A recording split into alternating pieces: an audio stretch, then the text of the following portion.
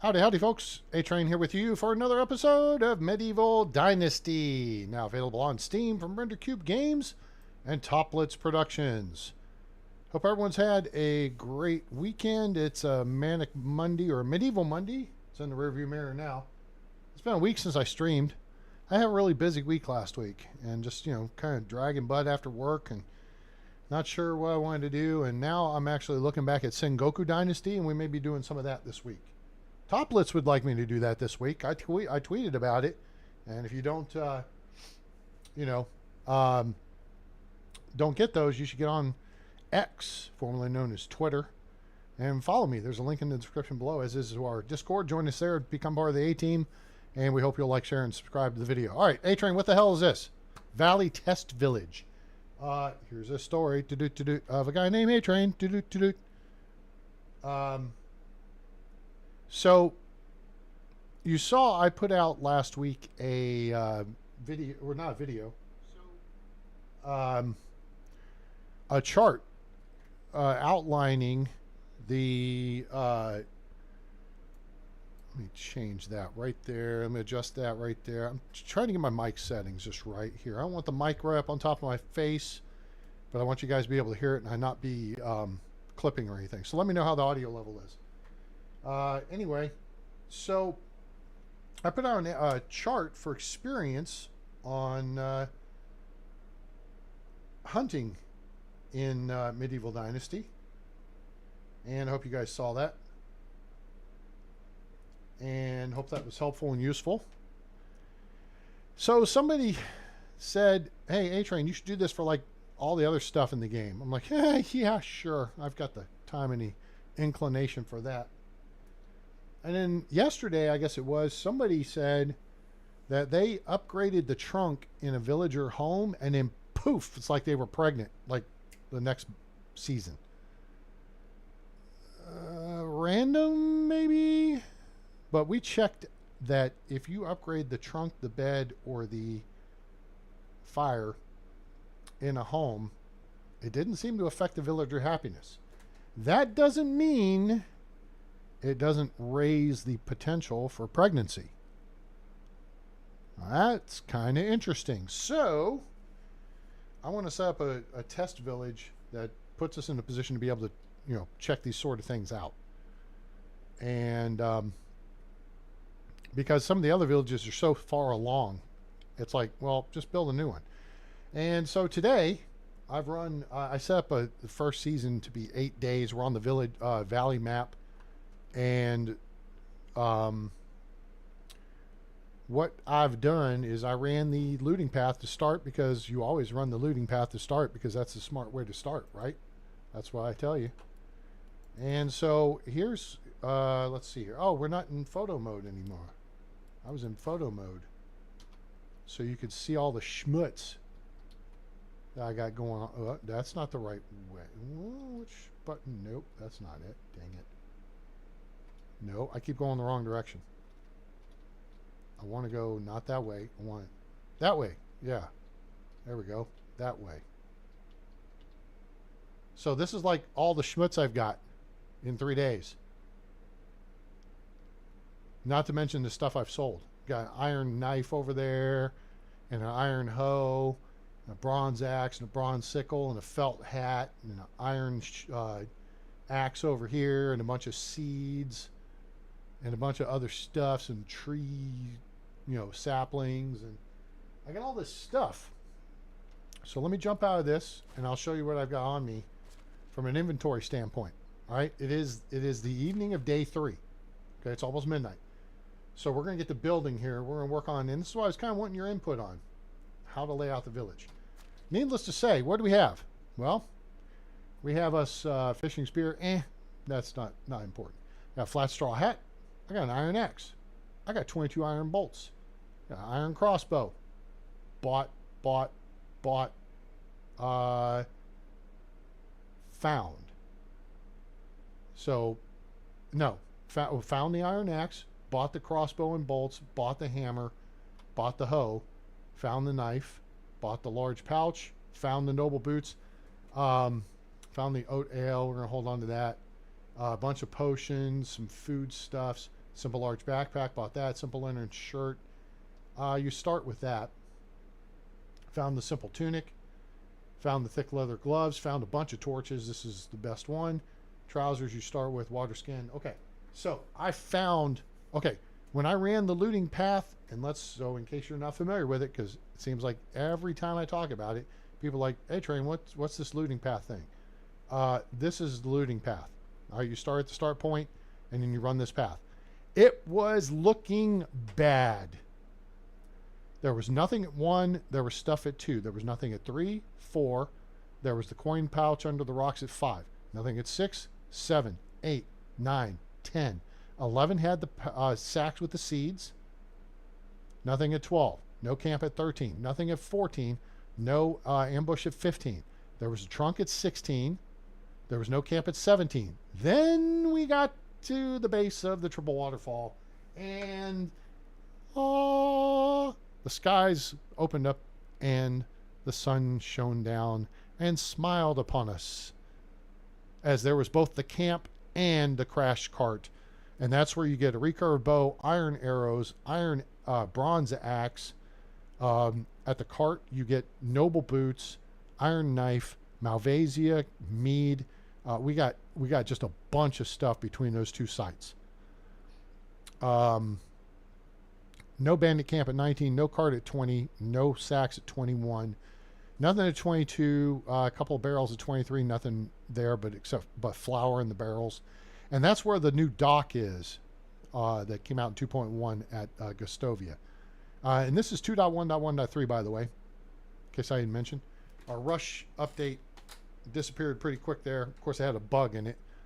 The cart was at 24, so we got the potions and the cherries, and then there was nothing at 25.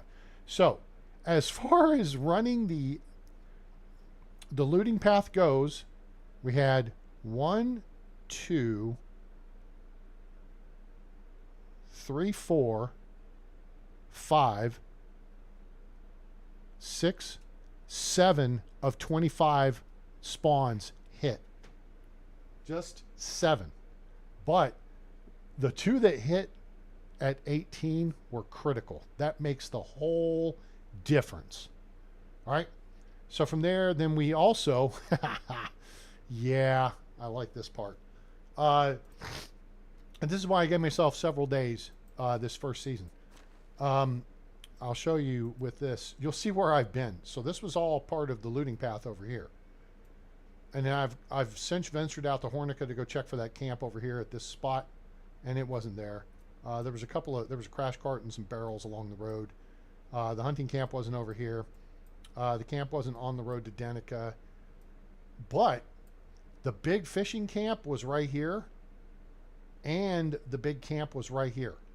And those, ooh, whoa, Nelly, give you a lot of stuff. There's a crash cart here, some barrels here, couple crash carts along the road here. No bad guys. There was a crash cart and then the little lumber thing here. There's a crash cart here.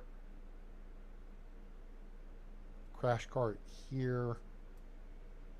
No coins on the river. And then a couple little pouches along the river.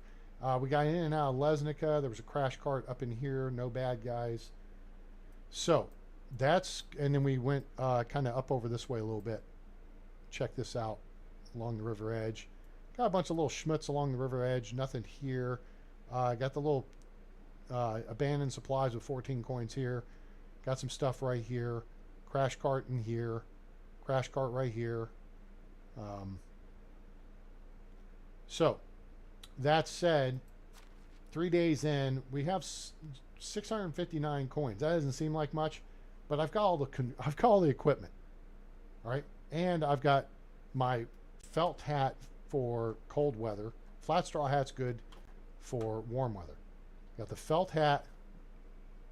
I got bags, bronze axe, bronze sickle, well, almost perfect iron hoe. In fact, I might have found that. I did find that. We got some fertilizer. We got some manure. We got a little firewood. iron knife, iron axe. I mean, now I bought 60 flaxseed. I found 7 beetroot seed, and I went and dropped them on the ground. You see that little black mark right there? That's like an abyss into nowhere, because that pile of seed like slid down into that and right through the physics mesh, and poof, was gone. Just like that. Just like that, gone. So this is, then we have some stone axes, and we got some, we got 7 apple tree seedlings. I've already gathered 900 berries. And we got some plum tree seedlings, and then, seedlings or saplings? Seedlings. Should be saplings. And then some hop seed, okay? So we've got just tons and tons of crap, okay? So what's our objective here with this DLA train? You're yakking a lot, and we're not doing a whole lot. Well, yeah, because that's why you're here. You guys are here so we can plan out how we want to build this village. Now, here's my plan. Eventually, oh, by the way, hold on. We got some recruits out there, too, we need to pick up. We've got 1 unicorn outstanding, and that is what is named Slaw. We'll call him Alphabet. I had a guy in my Air Force unit named Wodarzik, and I think it was WLORD, Wodarzik, and we just called him Alphabet. That's anybody in the military, you can't pronounce their name, you just call him Alphabet. He is a 323323. 16-point NPC off the drop. We also have Romold. We'll call him Ronnie. He's a 233133, so he's a 15-point NPC that's out there. He's in Gustovia. Alphabet's in Denica. Then we have Rudolzlawa. She's in Lesnica. She's a 321323. So she's a 14 point. So we have a 16, 15, and 14 point NPC out there. But the key is that she and Alphabet are both 3s in they're both 3s in extraction. And that's what you want your first 2 villagers to be, to gather you logs. Okay? So we have a bunch of logs already over here. It's like 20, 23. Yeah. I've been picking those up. So how do we want to lay this out here? Kind of thinking this might be good if we just do a straight shot to the south here. And again, this doesn't have to be fancy. I mean, this is a test village, but you know, we can play it for fun if you guys like it. So let's actually pull out. No, not that out. That's what she said. Oh,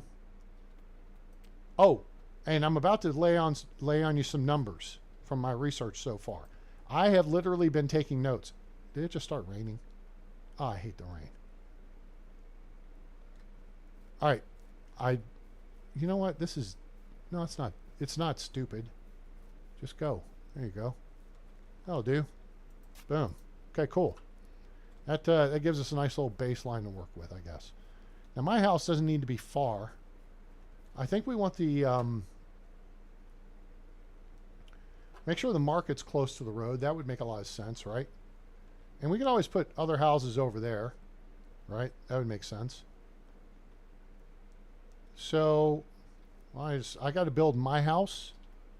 It's my house. And if you don't like it, just get the out. We got room to do a little bit here.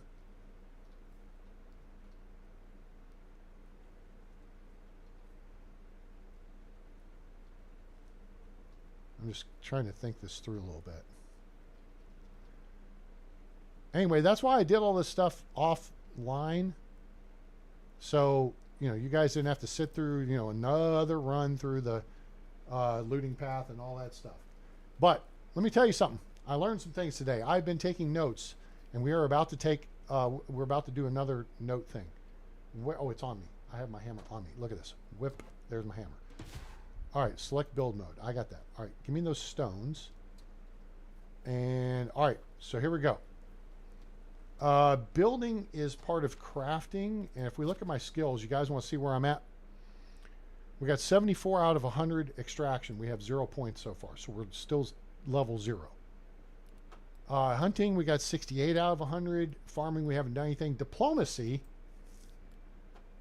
we're already into level 2, but we have not put any points in anything because clearly I'm going to want to put them in diplomacy knowledge. I feel like I've already figured this one out, okay? You guys ready for your first hint? Here you go. I'm going to be doing this in chart form so everybody's got references. So here's what I found out about diplomacy. Basically,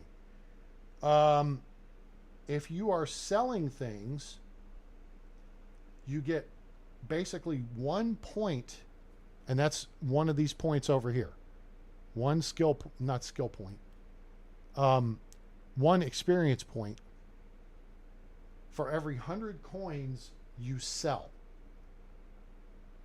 Every 100 coins of things you sell, you get 1 experience point. For every 200 coins worth of stuff you buy, you get 1 experience point. Okay? So selling, it's 1 to 100, and buying, it's 1 to 200. We tracking so far? So if you buy 1,000 coins worth of stuff, say you buy a shirt, it's 1,000 coins, you get 5 XP towards diplomacy. That doesn't seem like much, does it? But, you know, whatever. And if you sell that 1,000 coin shirt, you're going to get 10 points. So you get 1 point per 100 coins sold, 1 point per 200 coins spent. Now, let's talk about flirting. For every question, and listen, again, you may have to try this if you're playing Oxbow and you're a woman flirting with a guy. I'm sure the mechanic's the same. So test this and let me know so we can make sure we're all on the same page, right? So basically what you've got to do is come up to a position where you're going to perform an activity, stop, open the menu, check where you are right here on your points, write it down, perform 1 activity, and then come back and check again. So here's what I came up with. It's +3 points for every question. So I got 15 points. I managed to get 1 woman. I managed to ask her 5 questions before she shut me down, which gets you to 25, what is that? The affection points. And that's when you start getting into the more specifics. You've got to understand what their personality is to ask them the right questions. All right. But your basic questions, you just ask, you know, what's your favorite season? What's your favorite color? You know, do you like rainy or sunny days? Where are you from? You know, what is your name? What is your quest? What is your favorite color? Things like that. Okay. Your non-specific questions. And that's what you can tell what their personality is. Right? So for every one of those you ask, you'll get +3 diplomacy points. Experience points. All right. So that's what we've learned so far. Now, when I talk to unit cost, I got +10. But yeah, so when I bought my simple large backpack, it was 1,110 coins, 1,110 coins. I got 5.5 experience points for that. Large pouch was 690 coins. I get 3.5 experience for that. So that is what I've learned about diplomacy so far today. All right. And so the key here is I don't want to put any points into diplomacy knowledge because I don't want to dink around with the experience gained until I have a firm grasp on what the baseline is. Then it's easy. Excuse me. Right? Then you just math up. Mathing back out is a little bigger problem. Survival wise, we're already on skill level 3. I've already got points up in the tier 4 athlete, and we're almost to 750, which will be level 4, which means 2 more points, and I'll max out athlete, which is your stamina consumption. But again, I'm not putting points into the knowledge. Okay. And in production, we're tier 2. I haven't put any points in this yet because we're still crafting, and I want to craft 1 of everything before we put any points in this. We don't need any of this right now. Okay? Does that make sense? Like we get into hunting, if we get some hunting points, They don't need to go into hunting knowledge. They need to go into steady hand. First point will go steady hand. Point 2 will go into tracker. Point 3 will probably go into careful hunter. No, experienced hunter. Slower durability loss on weapons. We want to unlock, lock, and load because we're using a crossbow. Strong arm you need for a bow. You don't need for a crossbow. Lock and load you need for both bows and crossbows. All right. So, all right. So now, here we are.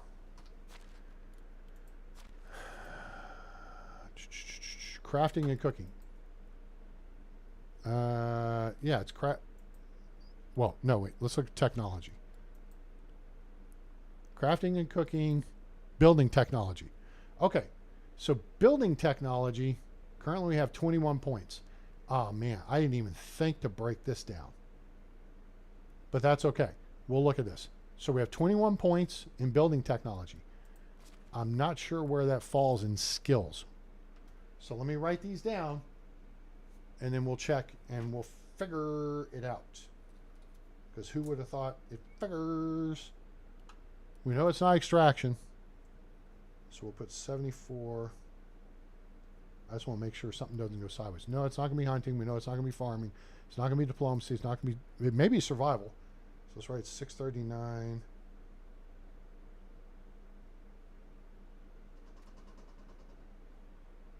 And then production 323.8. Okay. So, very simple. Dunk. Now, we're going to come back over here and we're going to see 21 points. Oh, you know what? I don't think this is going to go up until we finish a section of the building. So we're going to, let me write that down here at the bottom. 21 for building. Gosh, I didn't think about this. No. Too late now. Someone else can look this crap up. Okay, so, but we see nothing changed here. We're still at 74. Nothing changed here. We're at 639 and 323.8. Now, let's go ahead and finish.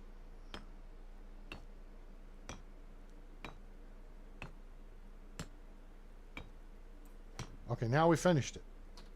So now we go to technology. Aha!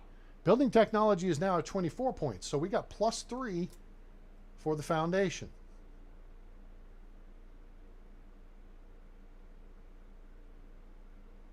I'm making a note.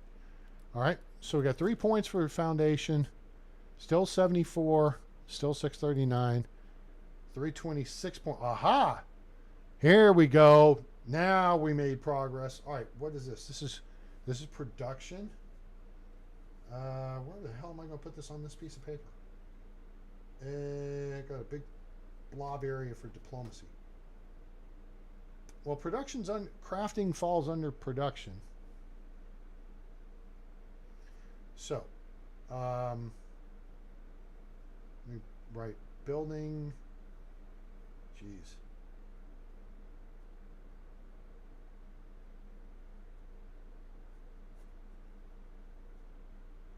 Foundation is P plus 3.0. Okay, so we just learned something. We got 3 crafting points, or production points, and we got 3 points towards our building tech. All right, so now all right, now we're cooking. This is how we learn things.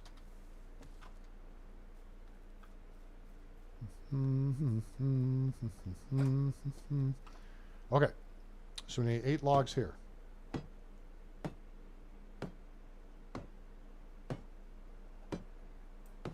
Okay, here we go. Technology, 26 points.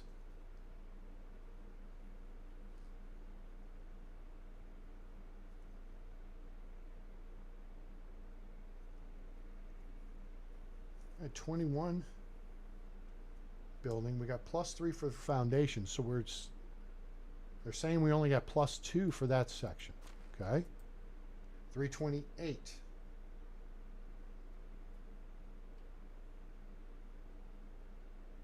Okay. All right. There we go. So frame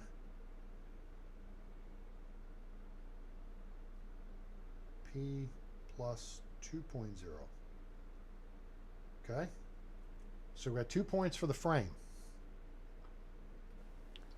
All right.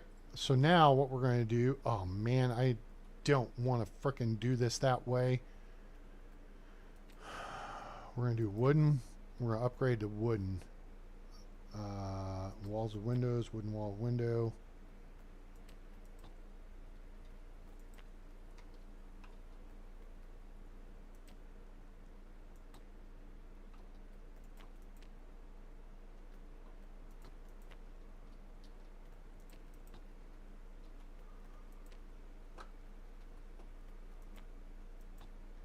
Okay, and then we're gonna have to stick with the thatch roof. Okay, so this is going to take a bunch of logs for us to build this way, but that's okay. What we will do is put the roof on, and then when we get the whatchamahickey woodcutter shed, we can make planks, and we'll upgrade our roof. All right, so there's one roof section. Right? Technology. 27 points. So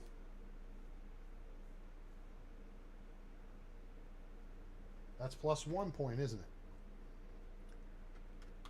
Go back over here, go back to this. 329. Yep.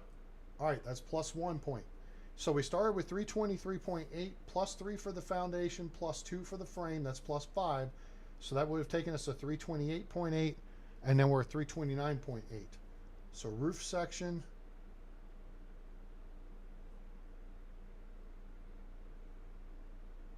P plus 1.0. Okay, 1 point. So that means if we do the 4 roof sections, we should be 331.8.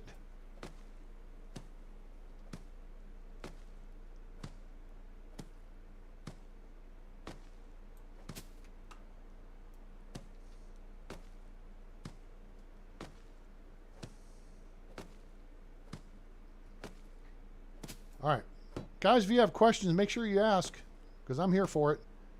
We're doing some learning stuff here.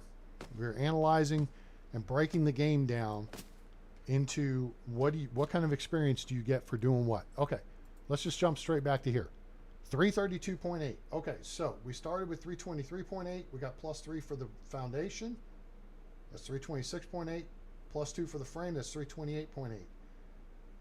Okay, there you go. 1, 2, 3, 4. 28 plus 4 is 32. So we got plus 1 for each roof section, and that's towards our crafting skill and our technology skill. So now we're up to 40.1. We started with no, here, building tech. We started with 21 building points. We did 3, 5, and 4 roof sections. That's 9. Okay, so those are the same. So you get the same number of points XP here in production goes here in building tech for building structures. Okay? Your crafting is going to be something different. Crafting is going to go to your production technology. Okay? But here, it'll wind up under production as well. Okay? And then in technology, this is also extraction activities, which then is going to come from here. You chop down trees and eat your lunch and go clear out caves and stuff. Okay? So I hope you guys are enjoying.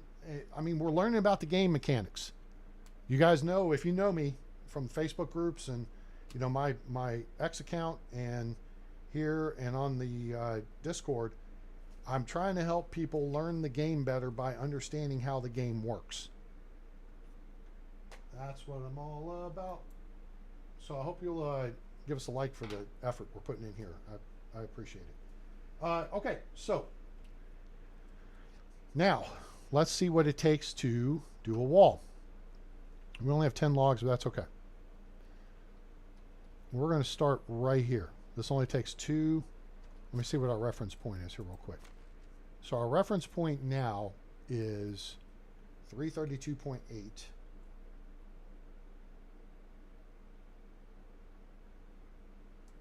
And then our reference point over here is 30. Okay? So we have 10 wall sections to build. We have the 2 gables and then 8 wall sections, right?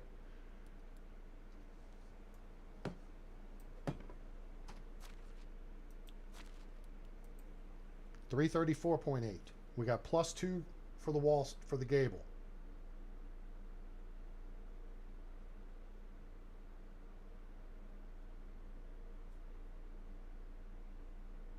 Okay. And then over here, we got 32. Okay. So that's consistent. 2 points for each. So let's check the other gable.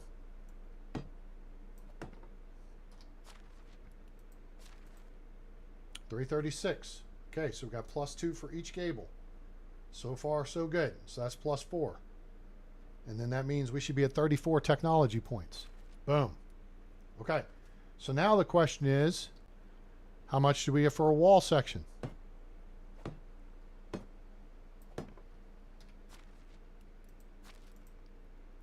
$338. That's 4, right? Yep. Wall section.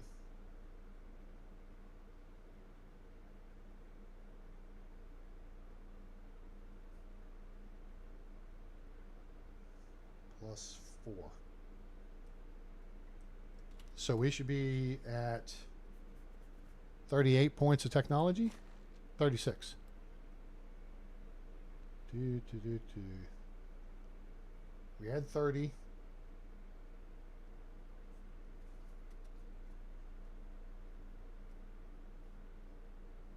Roof sections were 1 each. Okay, so this was 9. 3, 5, and 4 was 9. That took us to 30. The gables were +2 each.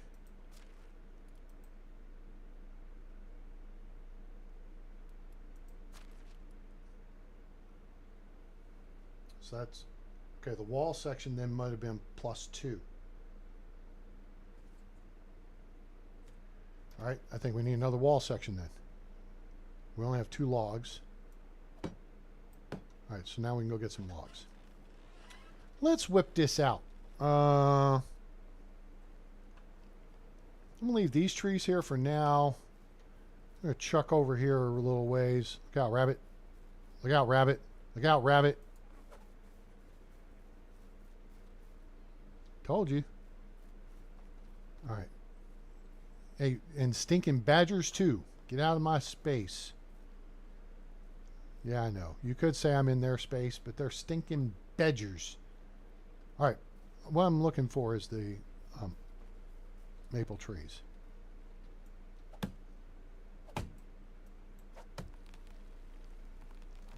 Okay. Now, let's talk about this one more time, in case you missed the memo. If this tree falls on you, it will F you up. Okay? Notice the tree has stopped moving, though. If I hit it, it's going to fall on me. Dunk. Did you see me lose any health? No. The second you hit it, really it's the second it stops moving. But the second you strike with an axe, it becomes inert. I-N-E-R-T. Inert. Okay? That means it will not hurt you. Okay? That's how that works. So just let the thing fall and let it do its dance. If it does a stupid... The birch trees especially will fall and they'll spin a rama. So that one was pretty chill. But now it's down, it stopped moving. You can walk, walk up it and whatever. Okay? All right?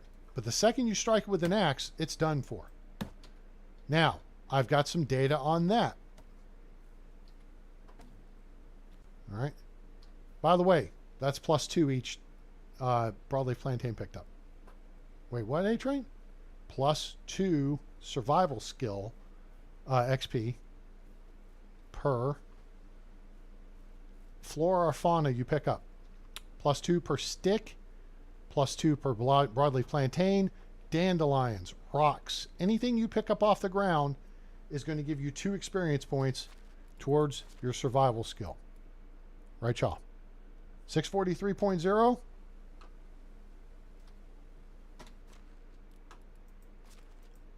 $645. I didn't stutter and your ears didn't flap.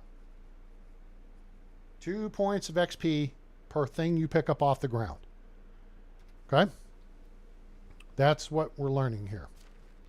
All right. What I wanted to check was we should have 8 logs. We do. Okay, I picked up one I didn't realize. All right, there's 8. Oh, let's go over here.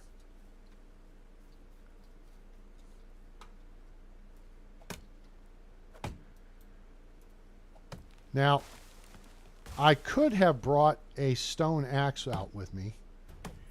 Oh, nice.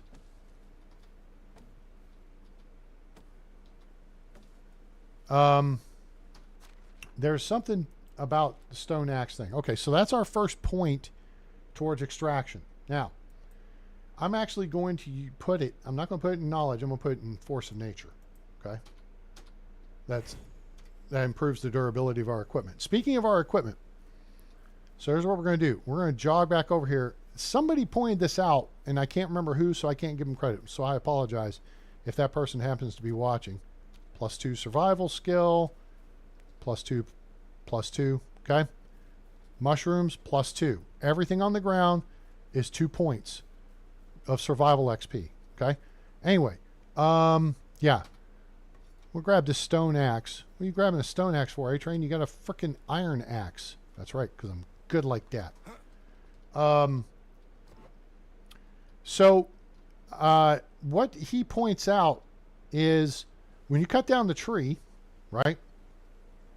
The better your axe is, the fewer chops it takes to drop a tree, right?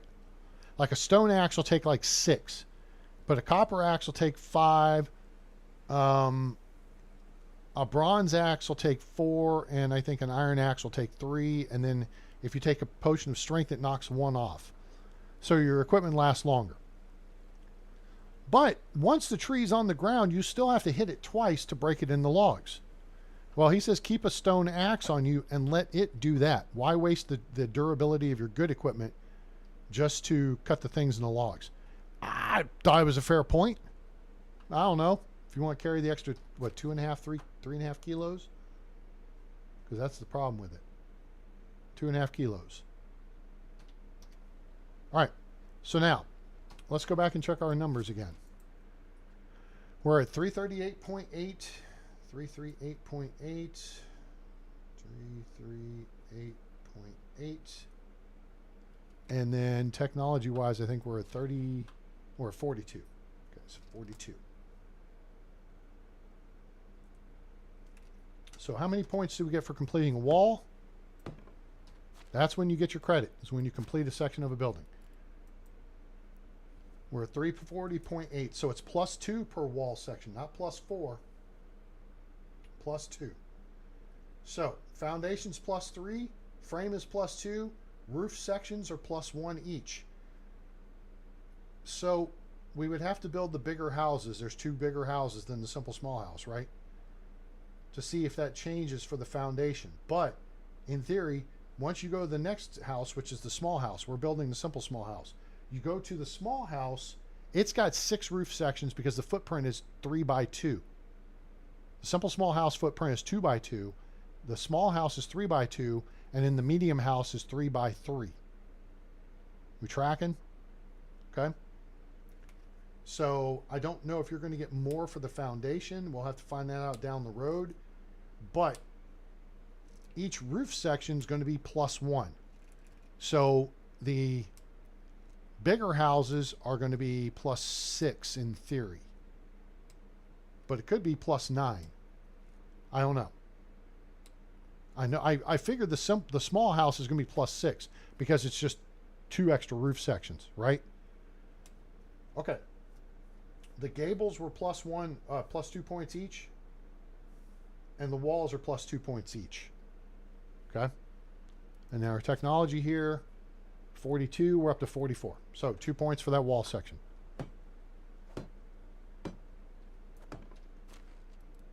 Skills, production, 342.8. Okay, that's another 2 points there. And 46. That's 2 points there. All right, so now we've got that number hammered out, literally. Made a funny A-train. I know, it happens. Okay, so we need 4, 8, 12, 14, 15 more logs. So let's just use some of these right here. They'll grow. I'm going to try not to. Oh, wait. I was going to be smarter about this. I think we have a couple of potions of strength. Potion of strength. Cool. 2 cracks. Look at that. Let it bounce. Let it move. Let it spin. Let it do its thing. Oh, don't do that. Hit it with this. Okay. All right. There's our resource storage building unlocked.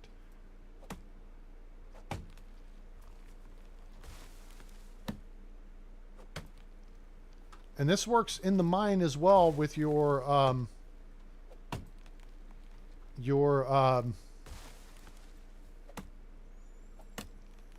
pickaxes too.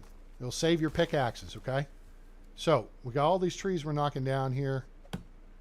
2 cracks instead of 3, so we're saving 33% by switching to Geico, right? Now, we're going to switch to the stone axe. And we could just leave these trees on the ground because you're not getting any benefit, right? Of the strength buff. And you come back with a stone axe, it's not going to hurt you when it's bouncing and flying around like that. Don't worry about it. It's inert. Okay? Does that make sense? Everybody tracking? Do you understand the words coming out of my mouth?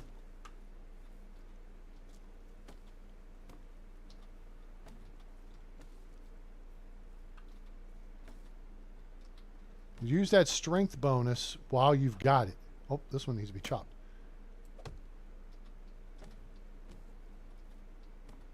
Okay, 15. That's what we needed to finish the house. Let's go finish the house. Go back to our iron hammer. I straight up bought this bad boy.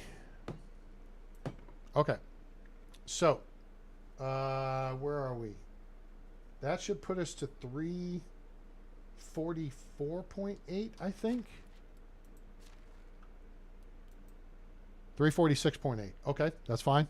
And then technology here, we're at 64 points. All right, so 1, 2, 3. That should be 6 more points, 8 more points. All right. So what's our reference? It's 64. So we should be up to 72 here. And then here we should be up to 354.8.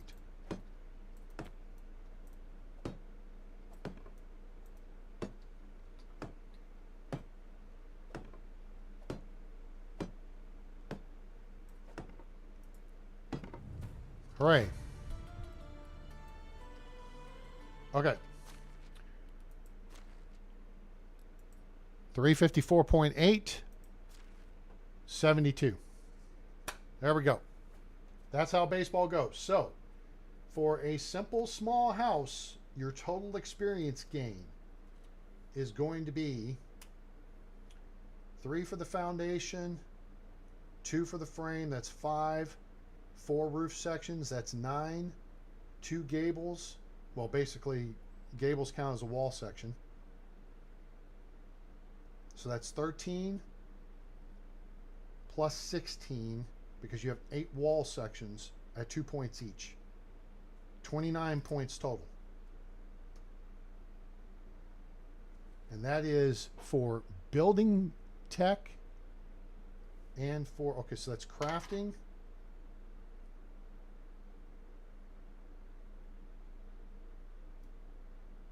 And building tech XP. I'm writing this down.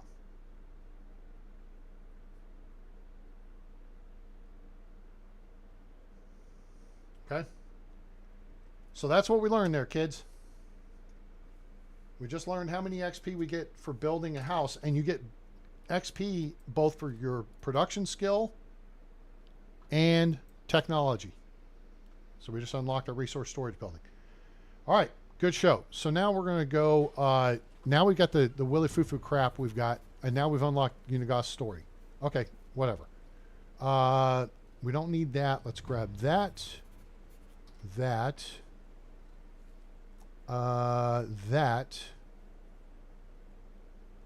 and I think that's all we need to grab from there. All this other stuff is outside stuff. Farming schmutz. There. Trees to plant. Okay, cool. So we'll throw this. Oops. Baby. So this is what helps to go around and loot stuff that first few days in the game. All right, so there's that.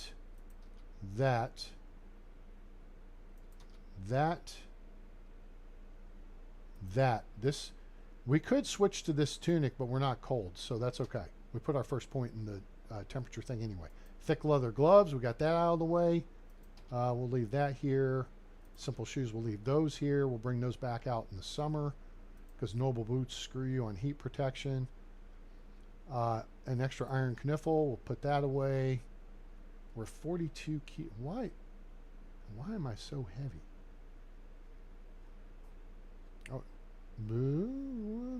Oh, that would explain steaks and straw. Okay. Yeah, you got a bunch of stinking building materials on you, doofus. That's why. Okay.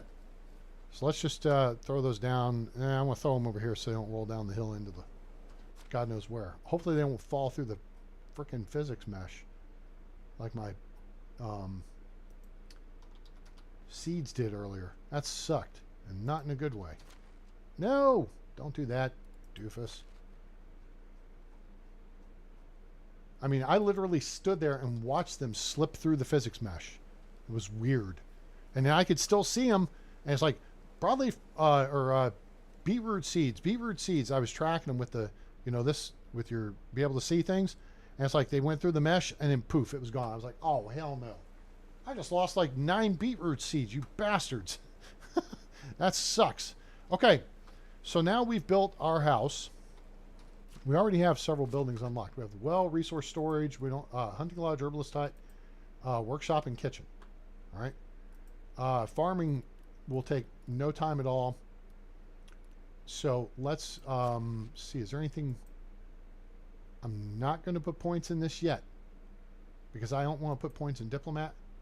I don't want to put points in Romeo. And we're not going to put points here because we got a lot of other crafting to do still. Okay. So far, though, let's cover the basic crafting you can do with your rotary, by hand. All right. If you craft any of the simple items, so this is when you open the menu here, right, and then you craft stuff. All this stuff around the list here. I don't know about snowballs. We haven't done that. Wood hammer is +3. Oh, +3.2. Excuse me. The wooden axe stone axe is +5. The stone pickaxe is goofed up. Somebody didn't think this through. It's only a +0.3. So I'm kind of hoping the devs look at this chart and say, oops, we need to fix that. Because 0.3 for a stone pickaxe, that don't make no damn sense. When a stone axe takes less materials effectively, I mean, it's sticks and stones, but this is logs and stones. Why would this be 0.3 and this would be 5? This takes 2 logs, and a wooden shovel is +3. But this being +0.3, that's no good. All right, so that's +3. A wooden hoe is +4. A simple bag is +6. So 6 XP for making a simple bag, which is just 1 leather. The stone sickle is +6. Stone knife is +5. A wooden spear is +3. And a simple torch is 1.8. So that's the number of XP you get from making each of these things. All right. So you see why I'm doing this? because now I can tell you guys something you didn't know. And we can point out a flaw in the game. That's a flaw. 0.3 for a stone pickaxe is definitely a flaw. All right, so let's go back through here. So here's the information I've parlayed so far in case you missed it. We just covered the rotary wheel here. Okay, let me slap us back into map mode here. Gathering. Everything is +2 that you pick up off the ground. Stones are +2, sticks are +2, broadleaf, unripe berries, St. John's wort, chicory, morel mushrooms, and straw, all +2 for your survival skill, XP. Right there. Everything is 2 points. All right. So now you know if you want this to go up, now you have an idea what you need to do to make this go up. And it goes up quick early game because, you know, you're gathering a lot of crap. I mean, when you get to the barn and stuff like that, you know, it's a lot of sticks you got to have to make it. You're gathering a lot of stones for foundations and what have you. Okay, extraction. If you cut down a tree, there's 3 parts to cutting down the tree. There's actually felling the tree. Then there's the first chop on it. Then there's the second chop on it. Okay? Felling the tree is 2 points of experience, and this is going to be towards your extraction. So right here. Felling the tree is +2.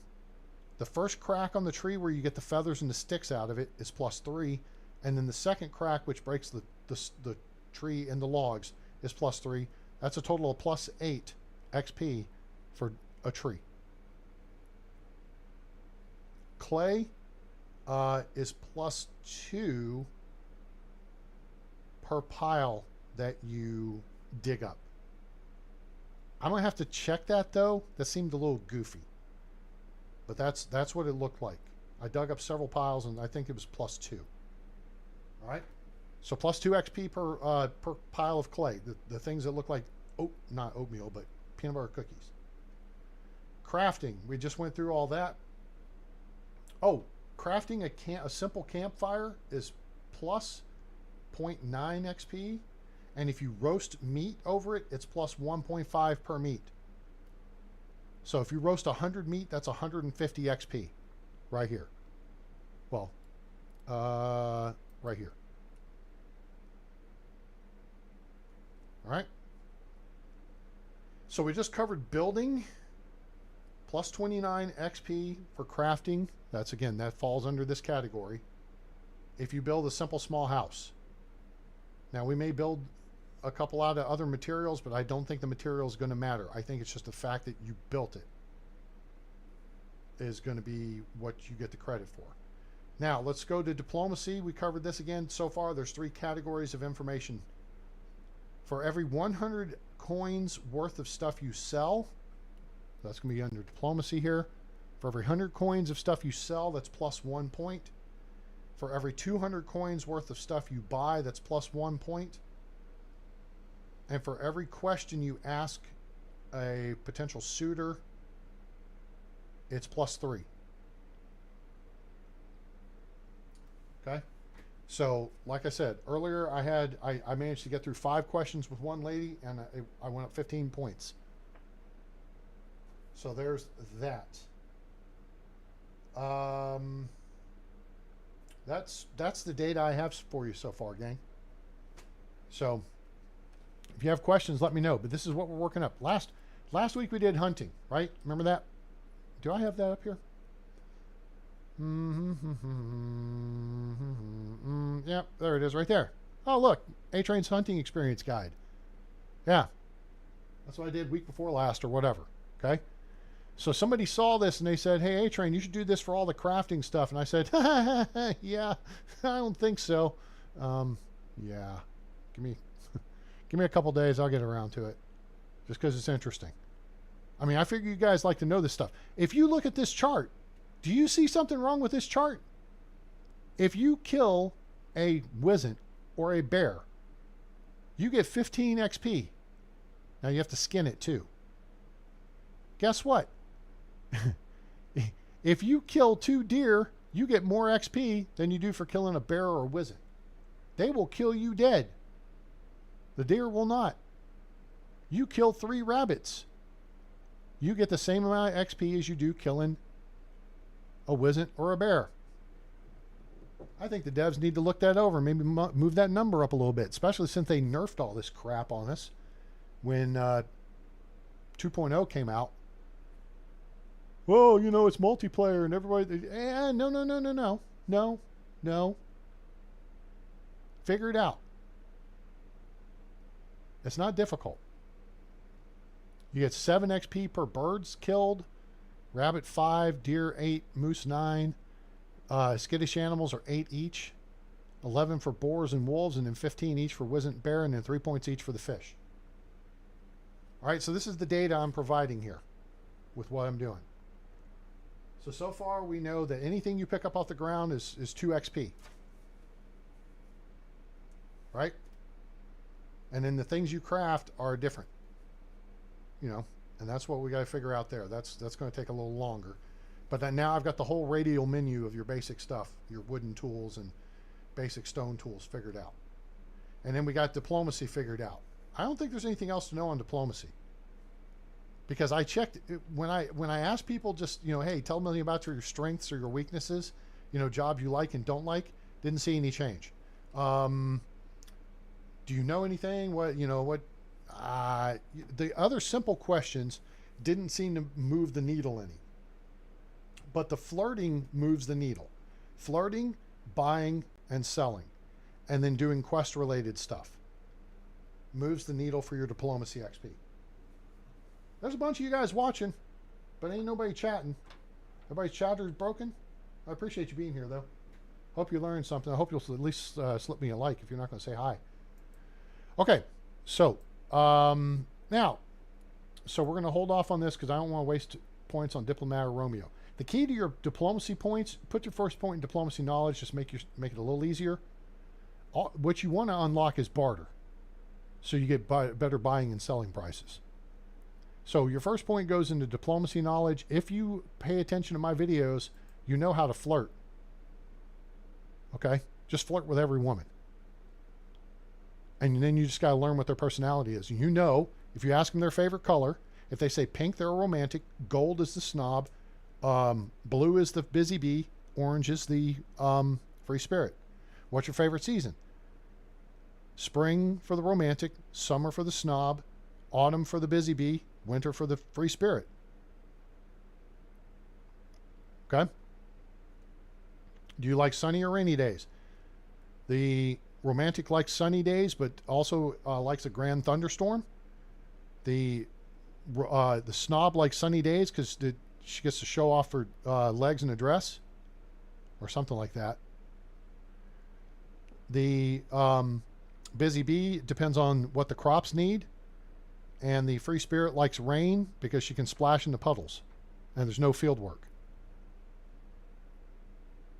So if you learn how those personality questions work, then when you get to the over 25 points affection, you start asking detail questions. Then you got to know what detail questions you can ask them. Like, you do not ask the busy bee or the free spirit anything related to the king. No. That is a loss. And you're going to be out of business.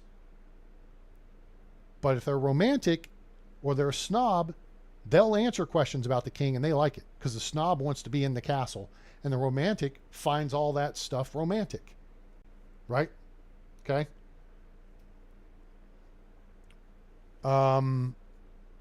So we've covered that like in every single episode. Every single one of my live streams, I go into this stuff in detail. So if you're not already subscribed to the channel, please think of subscribing. Turn on that bell icon so you know when we go live or upload a video. And you'll learn these things along the way. I know it's kind of hard when it's long form video, blah, blah, blah. Everybody likes instant gratification, 5 minutes and whatever. That takes more work on my end. I can parlay more information to you. And you usually get a bunch of sing-songs too. We're doing a lot of information here.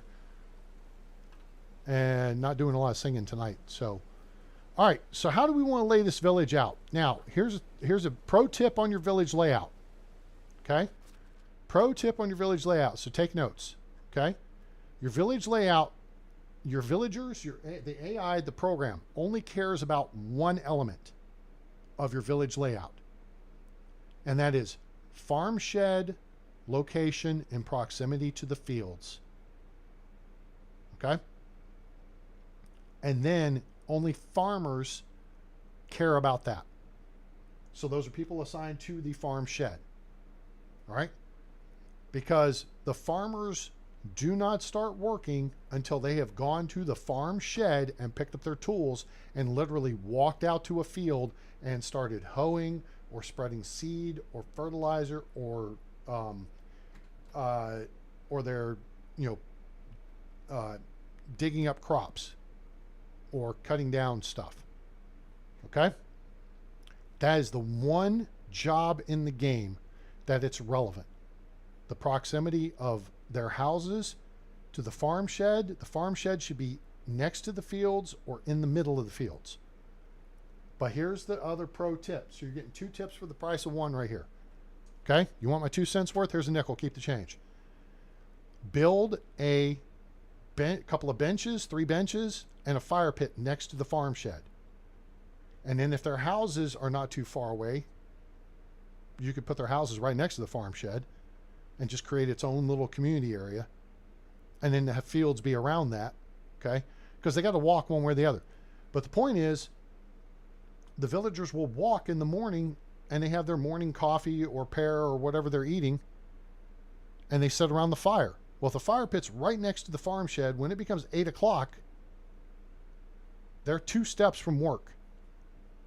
So they've done the walking on their time, not your time.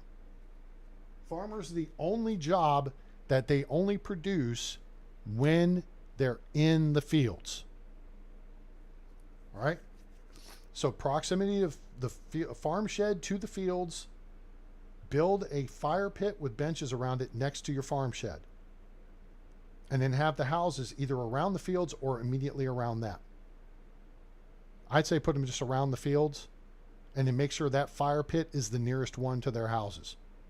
Now, if you've got a bunch of farmers or you've got several day seasons, it's not really going to matter.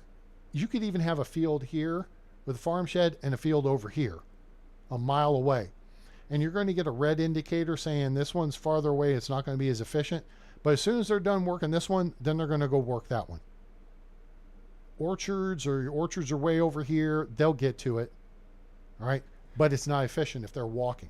Now, all the other jobs, when the whistle blows at 8 a.m., they are on the clock and they are producing, whether they are in the building doing something or they're walking across the map to get to a mine that is, all the way up here by Baranica. If the mine's up here, and you ain't got to build a separate village up there. That's a waste of materials. Okay? The people will walk the distance. If you build the mine at the central cave, which is right here. No, it's right here. And your people will walk to the mine, but they'll be producing that whole time. Okay? It looks like hunters are standing inside the hunting shed, hunting lodge, sweeping or leaning up against the wall like they were Poindexter.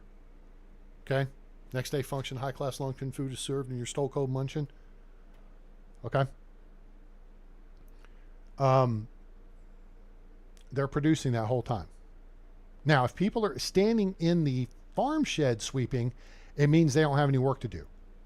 And at that point, as long as they've completed all their work, move them to the barn. Get them making fertilizer, get them making daub, get them making, threshing grains or making animal feed, or move them over to an animal pen. Okay? Get them gathering manure or something. Keep your people productive, but that's the thing to look for with the farm shed. Between location and having the people work. So we have all this space, which is really good for farming right here in this part of the map. We're between Gustovia and Denica. This is my favorite place to build. You could go over in this part of the woods here. You're cutting out a lot of trees. There's good hunting there with the moose, pigs. There's 2 deer spawns. Actually 3 if you go up here. You just got to watch out for these wolves. The fur-coated razor blades are not friendly. Right here, we're going to wind up losing our moose spawn probably next season because of how far I ran this path out. It may be close. We have deer out here, piggy over here. Okay. Your hunters won't care. I think, and I say I think for a reason, because I think there's a change that the devs didn't mention in 2.1. And that is, I think now they're going out and they're hunting out spawn points. You'll actually see them sometimes. I've seen on Oxbow, I've seen hunting parties going out and shooting deer. But you can also see people walking over and chopping down trees and the tree never falls. It's just kind of cool that they include that activity in the game.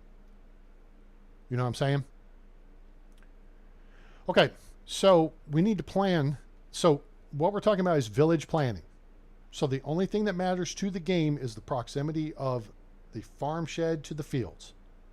And from an efficiency standpoint, how quickly you can get your people to the farm shed to get their gear to get to the fields. That's all that matters. The way you design your village then is all on you, because you are the most productive villager you have, and you want the design to be efficient so it's easy for you to run from resource storage to the woodshed to craft planks and back, or to go to the workshop to make wooden bowls, to go put them in the kitchen, or you know, whatever, or go to food storage, which should be right next door to the kitchen.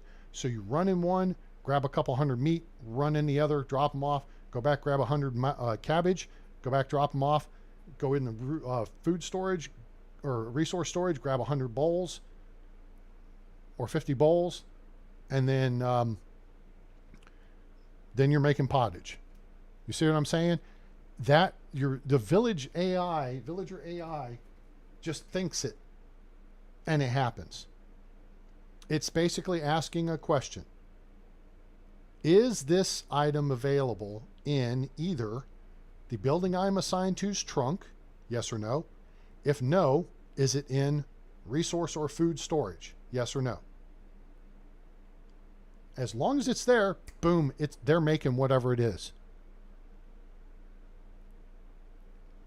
Whether the seeds are in the farm shed or in resource storage, the people are seeding the fields. They ask the question, is this item here or here? Does that make sense? Now, if you want to get funky with this, here's the funky example. Straw. If straw is in resource storage, then a barn worker has it available to make animal feed or daub. And the seamstress has it available for the sewing hut to make flat straw hats. But if you stack all of it in the barn, then the person in the sewing hut can't access it.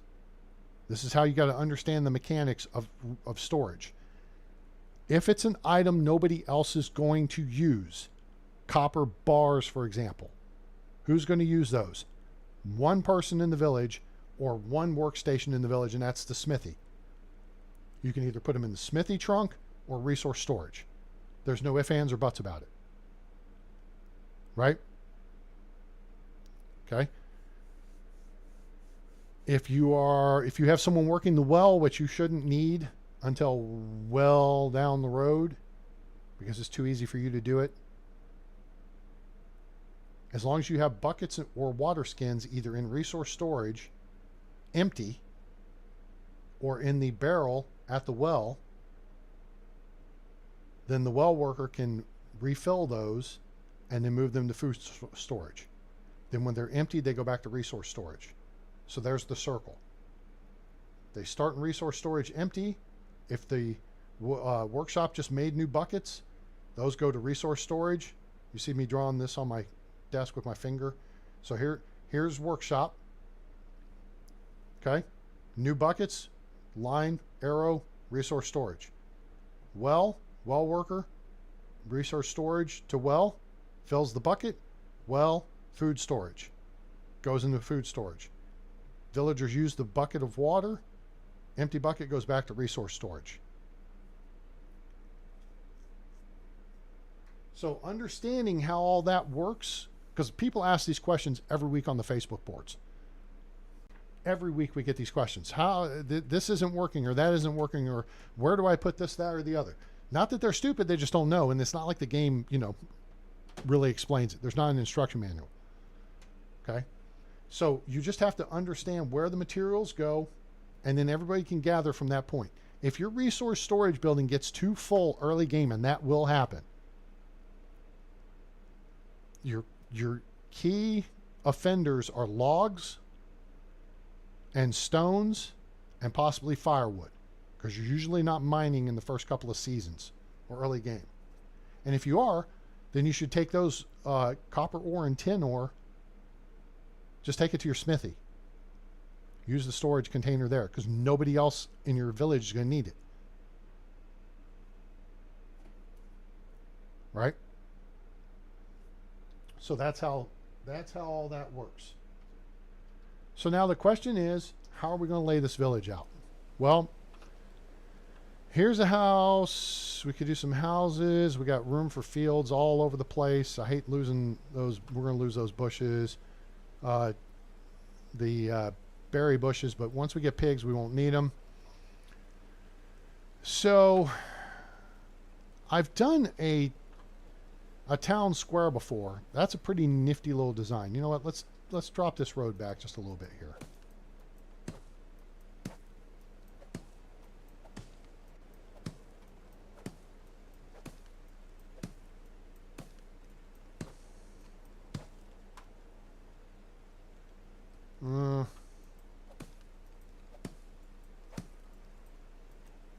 Oops.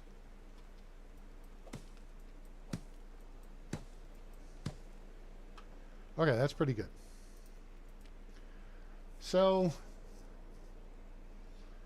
we could do a town square.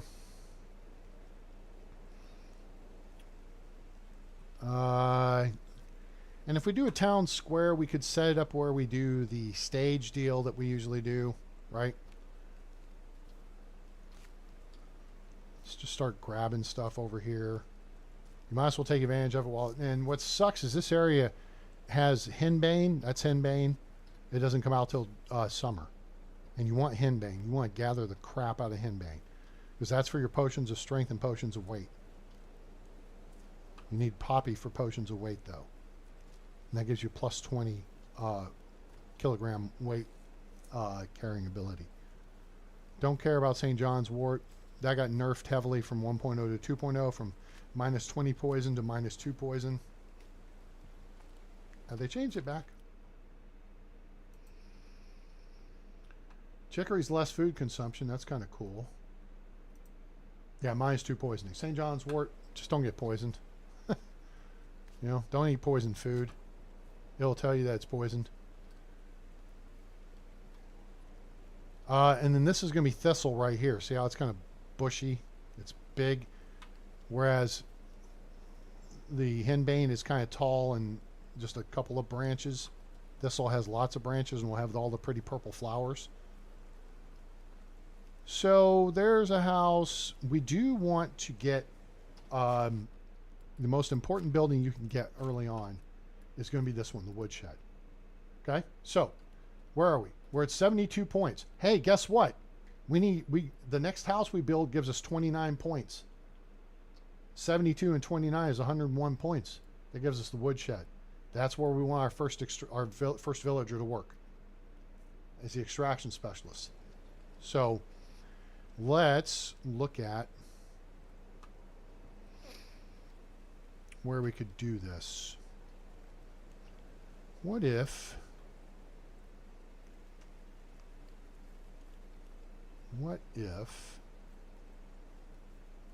we were to,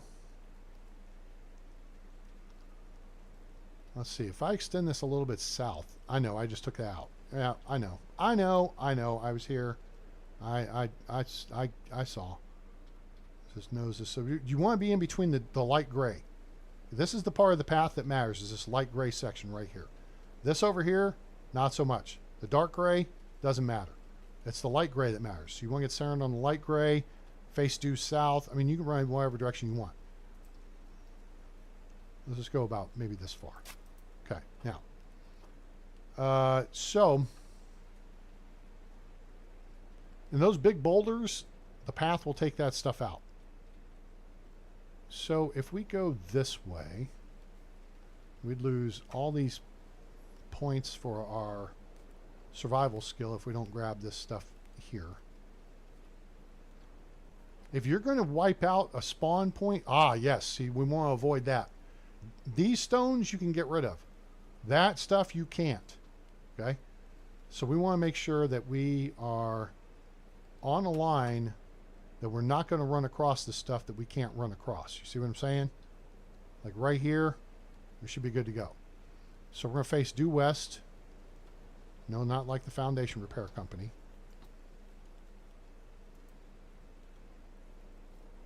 And we're just going to mosey. Boing, boop, until we get to the point where it says nope. And then we're going to go there. Boom. All right, so we can't build right there. So this little area right here could be what becomes our town center. We could go off to the east here, because typically I build a north-south oriented town in this area. But maybe an east-west would be different.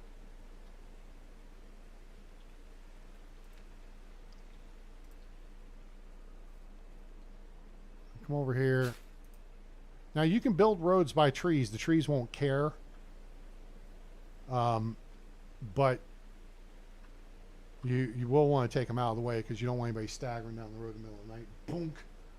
Parched. Parched. Oh, we're hungry too. How about that? All right, let's run down here. This is the only thing about building over here as opposed to over here. Usually I build over this way. There's that crash cart. We already cleared that. I don't think there's any... yeah, there's not. Sometimes there will be barrels right here. This is typically where we build in this area. And then we have our fishing dock right here because it's got this nice little spit that makes it just like an easy step to it. But this falls off real quick. I'm starving. Oh my God, shut up. And just like that, we're clean. It's like one step off the curve and you get run over by a train. If you get the reference, let me know. All right, so we're down to 13%. You know what? Chess will do. Thank you. Boom. Done. So we may build the village back over this way. I don't know. I wanted to kind of avoid tearing down a bunch of trees. Oh, look, a log rolled all the way the hell down here. From way up there. So, resource storage needs to be kind of in the middle of it all. The problem with resource storage is it only has one door. Right? So, we did once where I had resource storage and then basically there was a little square, open square area, and then right across from it was all the production buildings, and that made it super easy just to boom, boom, boom. Move stuff from one to the other. And you're the only person that matters for. Your villagers do not care. Got it? They don't care. They think and stuff appears in their hands. You, not so much. Okay? Doesn't work that way.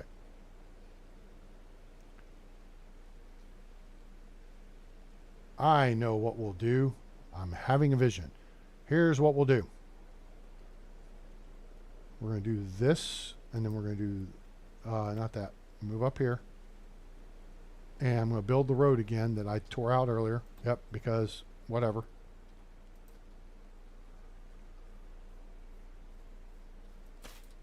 We're going to put resource storage right here. Face east. This. Face east. Bring it up towards the road. Tweaky tweak. Bring it up towards the road.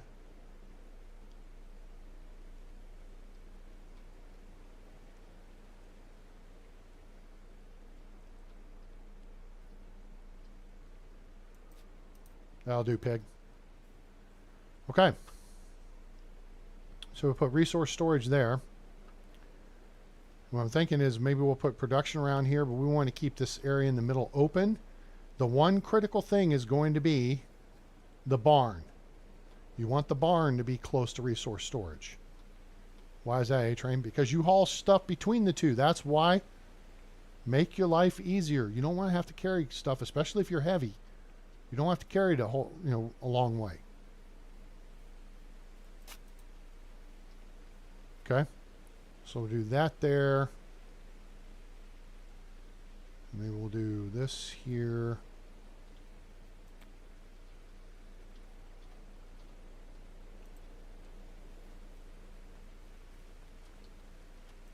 I'll hold up short. I haven't gathered these berries yet. Yep. Don't take stuff before you, get what you can out of it, because you won't get it back. And not like there's not more, but you might as well get it while it's there, right?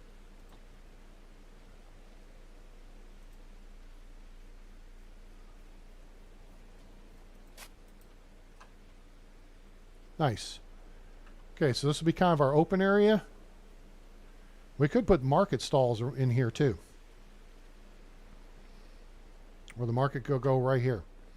Now, we haven't unlocked the barn yet because we got to build farm fields for that. So, this area looks nice and big and open like it needs farm fields. First things first, though. See that right there? That's free fertilizer. Grab the unripe berries. I've already got 900 gathered. You'll see how quick. We're already at 50 and going up. New level survival.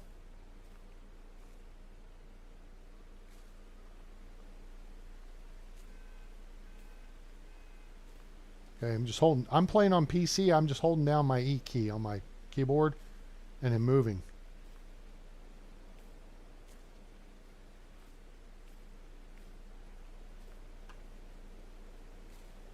And just watching in case sticks comes up, because I don't want sticks. I don't want stick.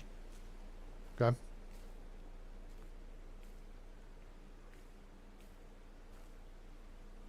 All right. Now I'll hit this key. All right, we cleared this out, so it's all good.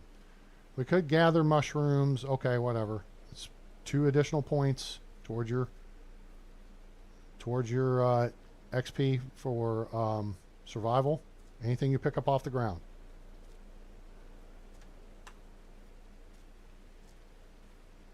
Start picking up stones here. So we want to clear this space out before we put anything over in here. I think what we're going to be putting over in here is going to be farms. You want to get your first farm field in the ground. It doesn't matter if it's permanent. Okay? First off, you've got to build the farm XP to unlock the various farming buildings. Okay? But spring of year 1, you want to get a field, especially of flax, in the ground. Okay, we need 12 stones for the foundation over there. And if I do that, we'll see.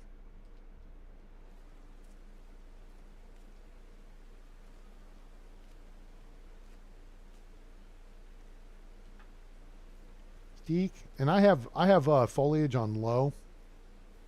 Makes it a lot easier to see things, and it's easier on your CPU if you don't have like a top of the line computer. I do, it's just 5 years old. So, it's not top of the line anymore. And it ain't top of the line no more. I feel like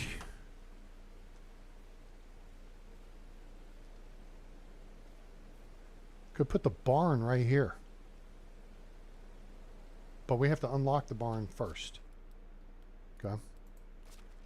You don't get any of that till you do barn. See? Boom, boom, boom. So how do you do that, A-Train? It's a great question. Let me show you. First of all, let's grab one more stone and do this foundation real quick. Good God. Where's the stone? There's some. There's one. That's not. There's one. You just volunteered. Okay. So now, this is going to be a bigger foundation. So let's go check our points. What do we got here? Survival knowledge. We're going to put... Oh, we get 2 points because we're at level 4.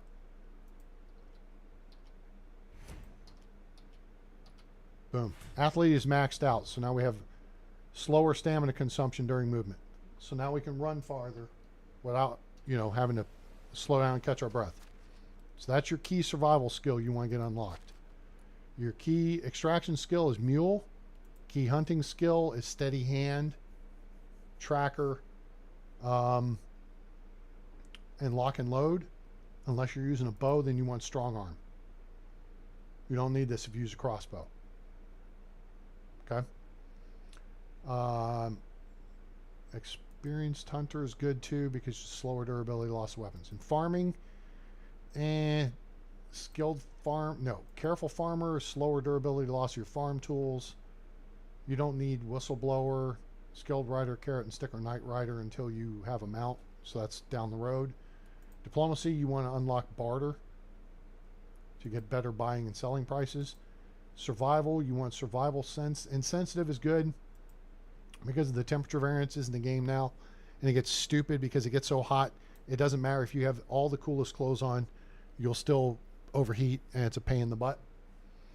Survival sense allows you to see the stuff on the ground. Survival oaks plus health.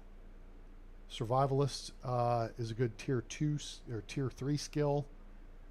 You don't need iron liver, don't get poisoned. You don't need headstrong, don't drink. Water dancer, you don't worry about moving through water. Athlete is the key for slower stamina consumption. And then under production, I mean, you can't go wrong here. There's just nothing that's hypercritical. It's XP gain for the first 3. Handyman allows you to insulate homes. Builder is slower durability, loss of hammers. So that's a good one too. Then you have faster crafting for these 3. Builder trance is faster building. Building master is less stamina consumption when you're doing said faster building.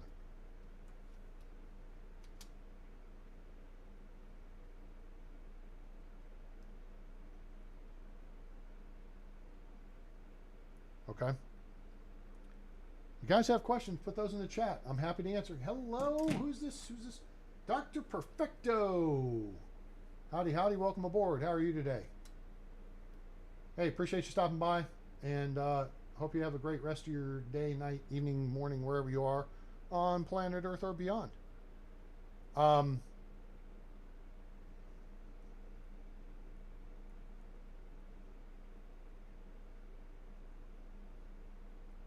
So, let's see here. All right, so what we want to do here real quick is check our skills, and we're checking production. We have 354.8 points. Let me get the handy dandy notebook. I'm taking all my notes in. 354.8, because this is a 12-point foundation. So now we're up to just put that out of the way. 354.8, and then we're going to put a slash, and we're going to check our technology. And here we're at 72. So both those should go up when we build this. And we'll see if it's just 3 points.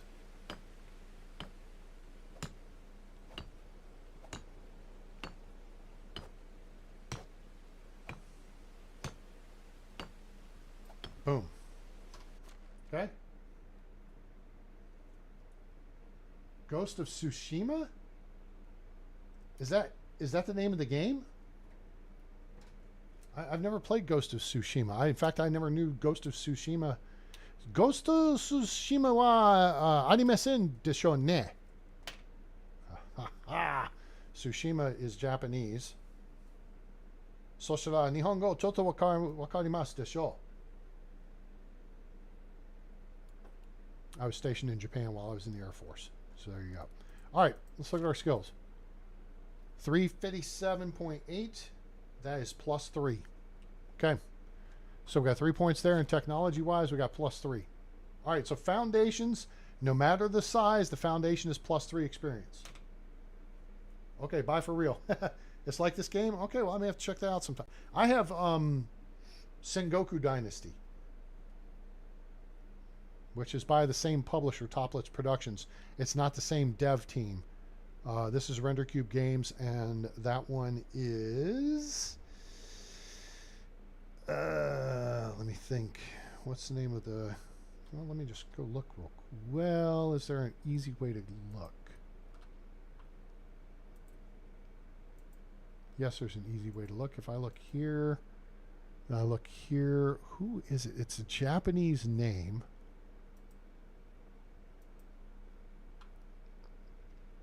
Playlist. Sengoku Dynasty. Where, it's created playlist.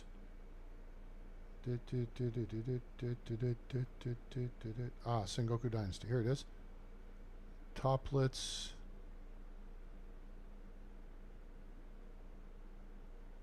I don't want to play it.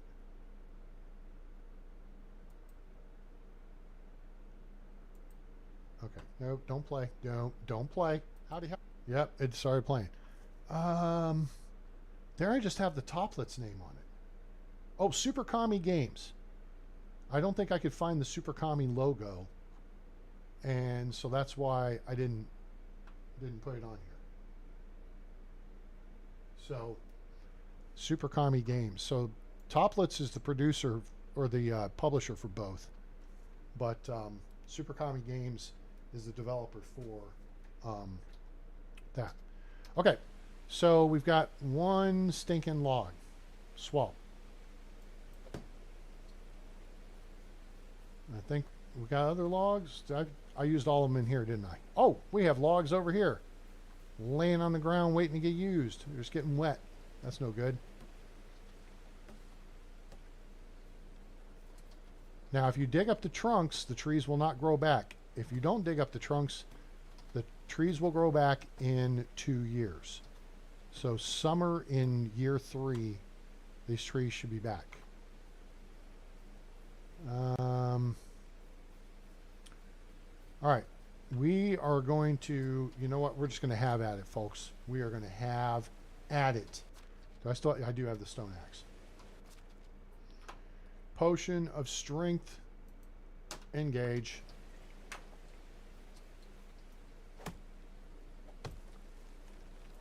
Stay out of the way of the fallen trees. If you're playing multiplayer, don't let your friends get in front of you.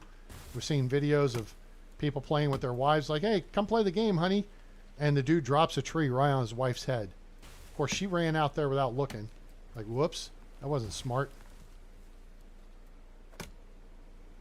We're just going to fell the trees right now. And I don't like birch trees.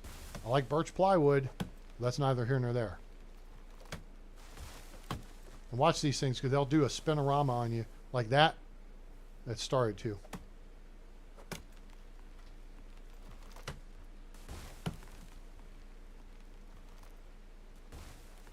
Okay. Now we're gonna have to make a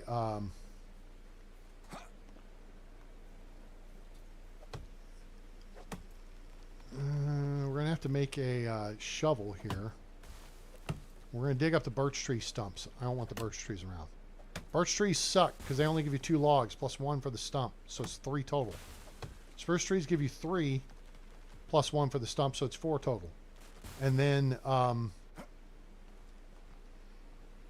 maple trees are the best. They give you 4 logs plus 1 for the stump. That's 5 total. Okay, that's good for there.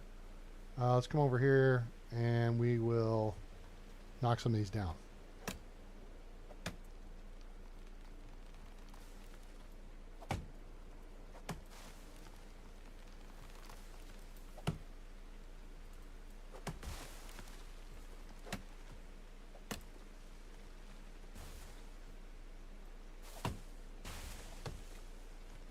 Like frickin' Paul Bunyan right here. Just knocking everything down. But this is the way you save your equipment. Okay, so we're using our iron axe. 2 cracks. Fells the tree. Where's that going? Shooting that direction. Okay. 2 cracks fells the tree with the potion of strength. And then we're going to come back with a stone axe to actually cut the trees into logs because then we won't... It takes 2 cracks with an axe to make the logs, no matter what you have potion-wise, okay? So now we have just absolutely devastated this place. I mean, it looks like we bombed it or something. All right, so we're going to switch.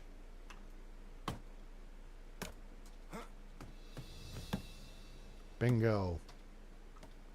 That's what we wanted. Now, we're overweight, so let's run back over here, switch back to hammer time.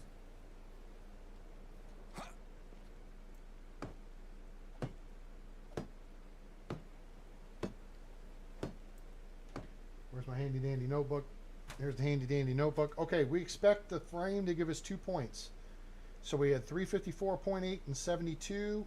That went to 357.8 and 75.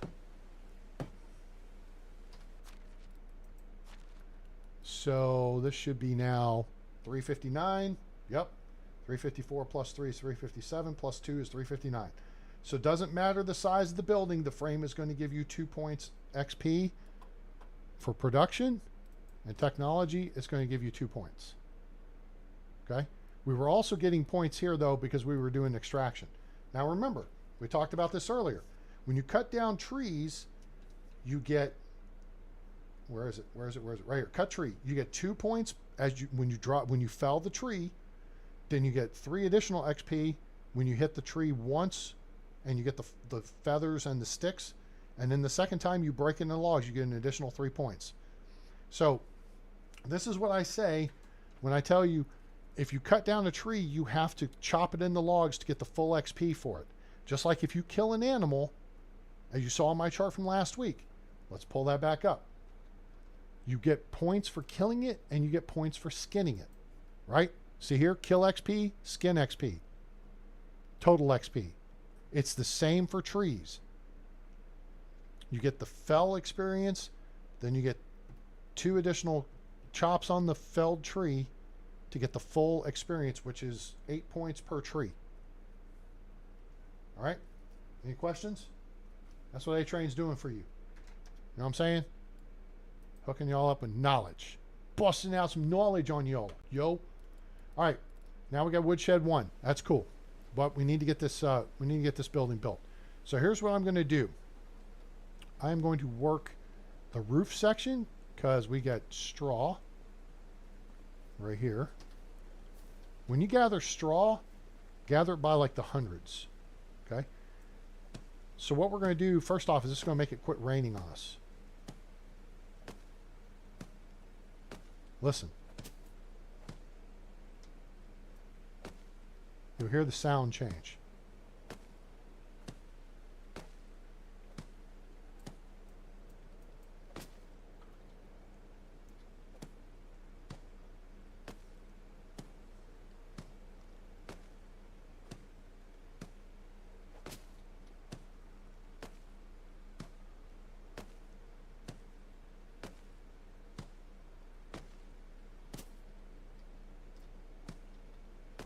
The one thing you don't want to do is build the attic part.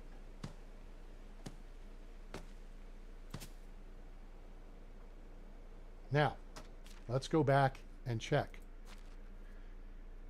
Because here's where we had a question earlier. Remember when we talked about the simple small house? It has 4 roof sections. It was plus 1 XP per roof section. Right? So we know the foundation was plus 3. The frame was plus 2. That's plus 5. So we were at 354.8. Plus 3 is 357. Plus 2 is 359. 364.8. 5 roof sections. Each roof section is worth 1 point. 72, 75, 77. Therefore, this should be 82 points. Oh, I forgot. We cut down a bunch of trees. I threw this number off. But it was 103. It's the same number of points for each. Same points, skill points here is the same points that goes in your building technology here. So it's going to be plus 5 points because there were 5 roof sections. So that answers the question. How many points do you get? You get 1 point per roof section of the building. Now, it still doesn't answer the question on the 3x3 tile house. But there's 6 roof sections.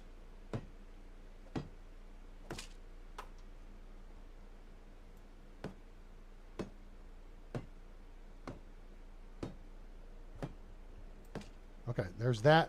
Now, this interior is a pain in the ass. We don't want to mess with that until we get the walls done.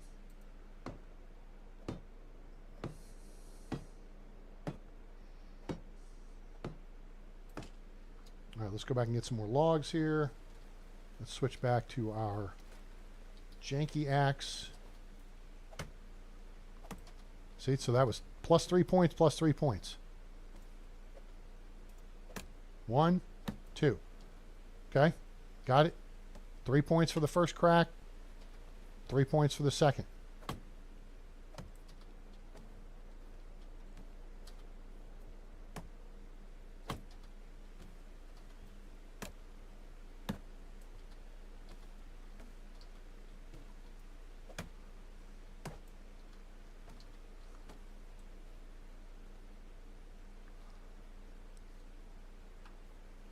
A bunch of bushes over here. Oops.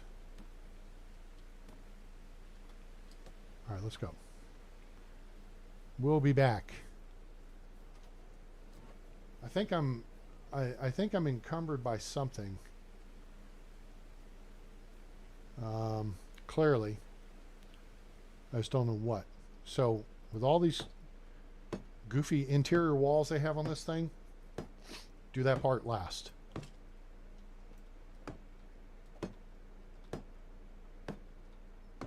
And we don't have builder trance yet. Actually, we're going to do something here real quick.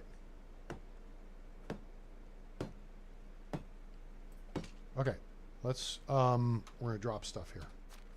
It doesn't matter, but I want to move faster. I don't need this. Okay. And then we don't need all these logs. 44 kilos. That's a lot of sticks. A lot of straw. A lot of unripe berries. That's the thing. Go over here. I don't want them rolling down the hill. What I'm trying to do is go cut down some more trees while we still have the benefit of the... Okay, that'll help. Whoop, nope, that's not it. 1. Okay. We got all those trees there.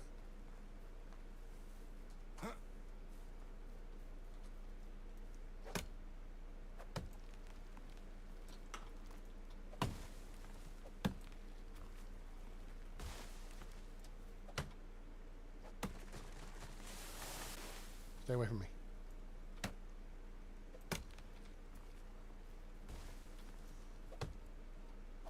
Oh, the deer aren't happy with me.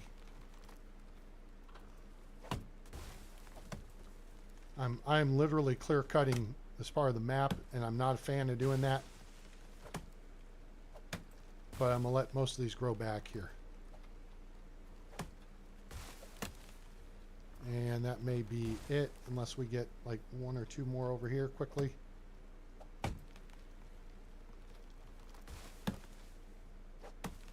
And we got it. Okay, we got that one at the last. Okay.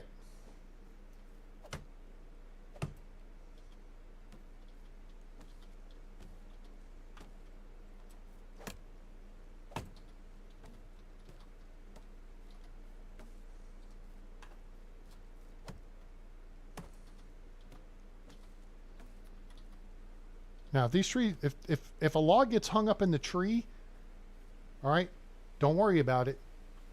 Once you've cut the tree up, once the tree stops moving, it will not hurt you. So if a log gets hung up in the tree, don't worry about it falling on your head. It's not going to hurt you.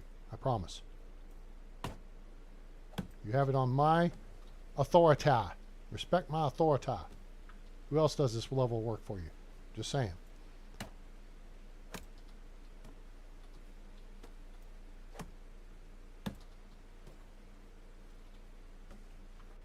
All right, so now we got a bunch of logos here, and then we can switch back to our iron hammer and grab these steaks. All right, and I think we were working over here, or maybe not.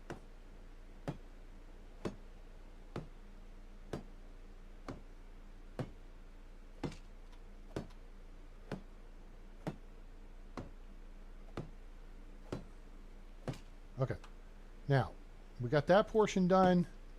Once we get basically this section and this next one to my right, then we could do the interior. See, because then this really isn't in the way. You know, you see what I'm saying? And we can do this up here too.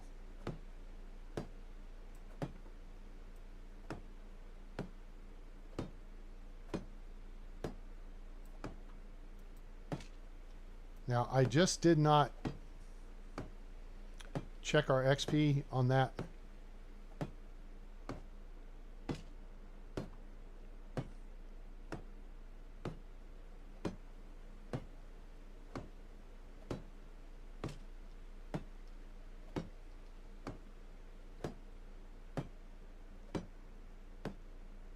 But we can maths it. We got 2 more sections here. We're going to do some maths. I know, everyone loves doing maths. That's why I'm doing the maths for you. Last section. Okay? So here's how this is going to work. Okay. So now, we're going to check our handy-dandy notebook. We started with 354.8 and 72. We're just going to go to the 7. No, we can't do the 72 part because we cut down trees. So we got to work based on the 354.8. What do we know? We built a foundation that was +3, and a frame was +2. That's +5. We had 5 roof sections. That's +1 each. That's +10. So 354 + 8, that would get us to 364 + 8. Right? Here. 364 + 8. We have 15 more points than 364. So where'd the 15 points come from? Well, let's look. We have wall section 1, 2, 3, 4, 5, 6, 7, 8, 9, 10, 11, 12, 13 wall sections. Okay? 13 wall sections, right? And the wooden interior is +2.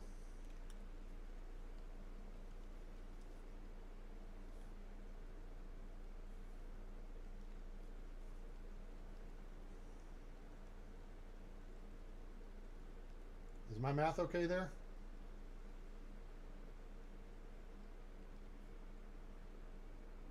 P plus 2.0. Let's check that one more time, right? Okay. So we started with 354.8, and we are now up to 381. So that is 27 points, right? 4 and 7 is, that would get us to 61 plus 20. 27 points we have to account for. We have accounted for 10 of those between the foundation, which was 3, the frame, which was 2, that's 5, and the 5 individual roof sections at 1 each, that's 10. That leaves 17 points. Wall sections for a house are +2, but for this building, we're +1.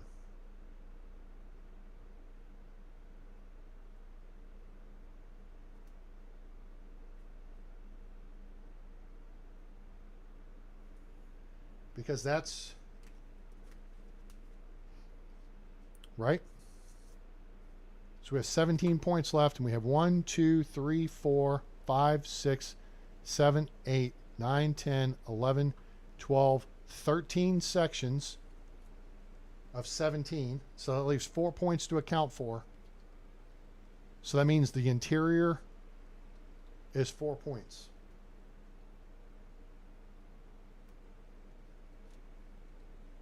There was the interior is 2 points, and then the overhead stuff. I felt like those were two separate sections. So that accounts for our 17 points. So wooden interior is +2.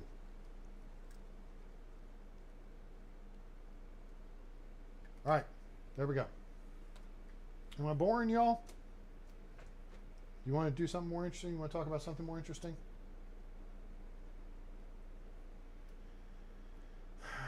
What the heck?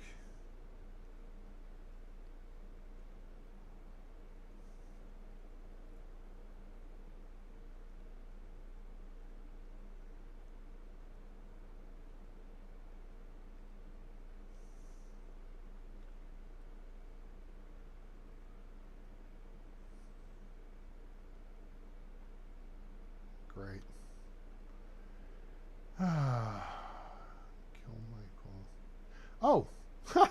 That person's my neighbor. How about that? Okay. Okay. I guess I will get back to them. All right, very good. So now we got resource storage built. Hooray and huzzah. So now we can start putting all our stuffs in here. And from stuffs, I mean all the stuffs. We don't need all this daisy. That's good. We don't need all this dandelion.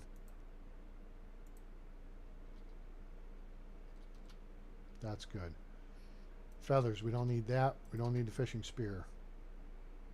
We don't need the logs. Don't need morel mushrooms. Don't need the steak.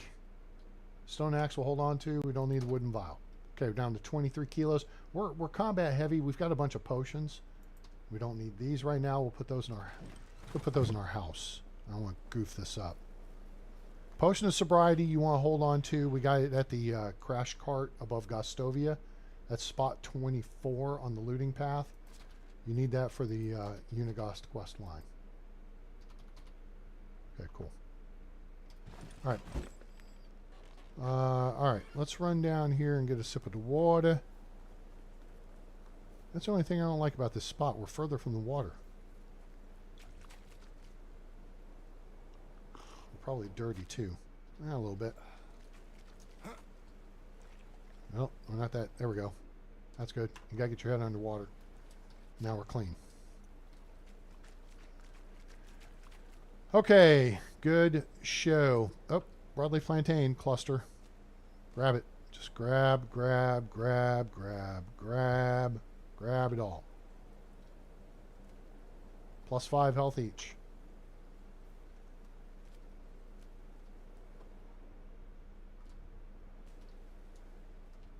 There's some dandelions too. Why not?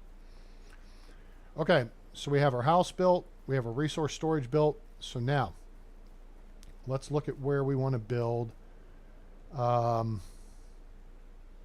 Our barn, I think we want to put right here.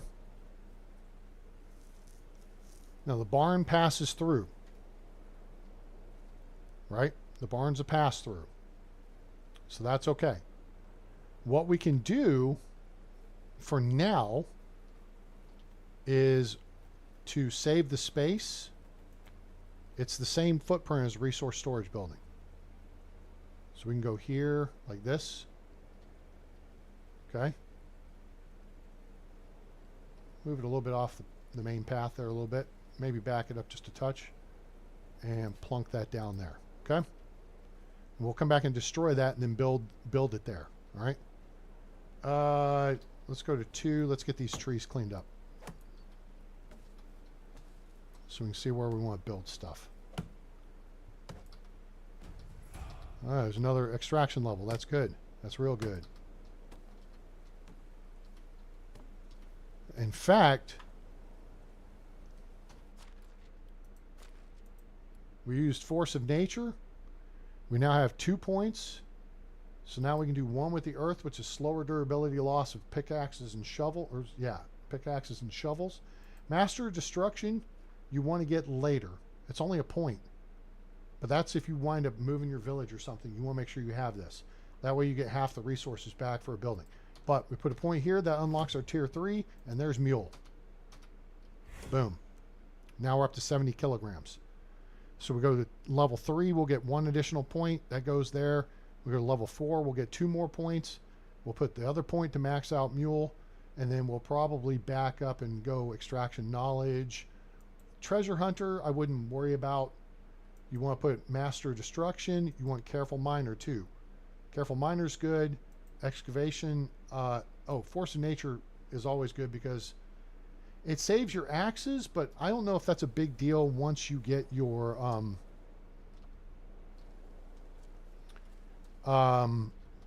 woodcutter shed up and going. You know what I'm saying? All right. So one thing we do need to do, I'm going to think on that for a second. I am going to go over here. We are going to craft a shovel. And we're going to equip said shovel in slot 7, please. Just birch trees are just useless. I'm going to hold off on those.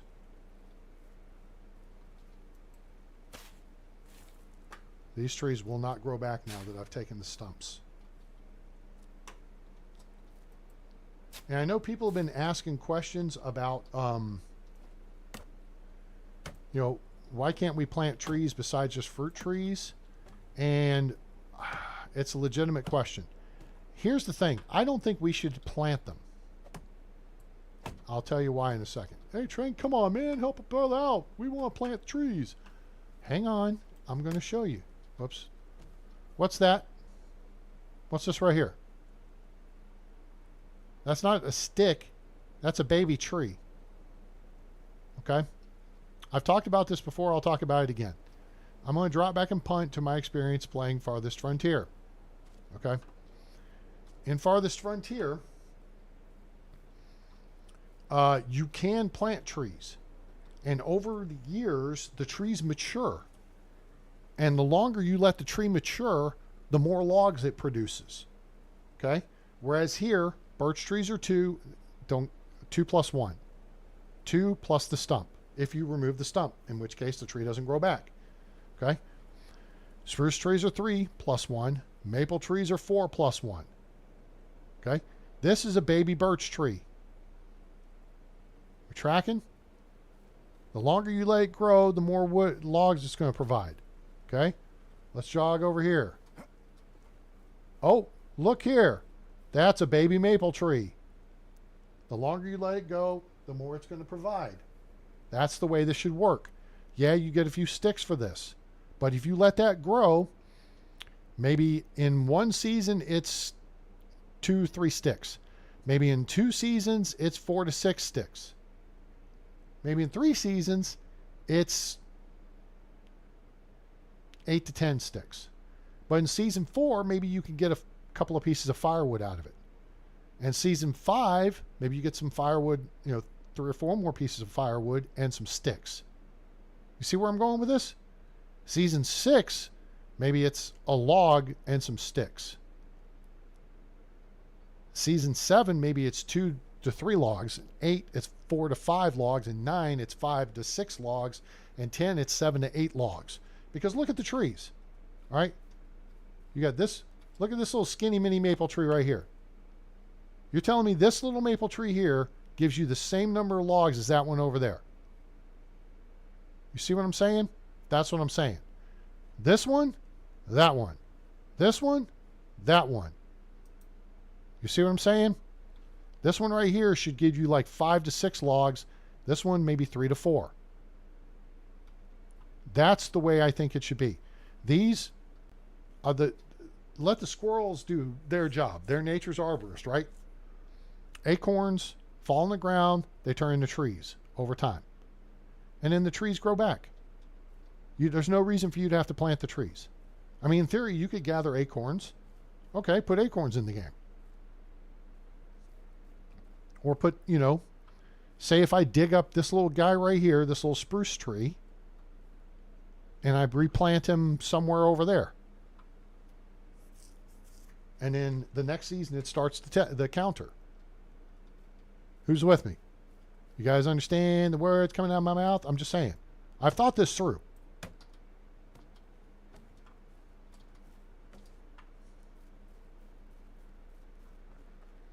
I've thought this through. Oops. I don't want that. I want this. Like I've thought through the carts. Like I've thought through the food. Like I've thought through the clothing.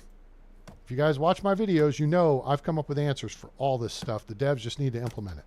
And it's not difficult. Tell me it's difficult without telling me it's difficult. If you can put a calendar and say, this tree stump will grow back into a tree like this in 9 seasons, 8 seasons, then you can't tell me you can't come up with models on these trees here to have them grow, and you have, you know, just make a few different models of the trees. Well, look here. That maple tree doesn't look like that maple tree. Doesn't look like that maple tree. Now the spruce trees all look pretty much the same. But see these birch trees?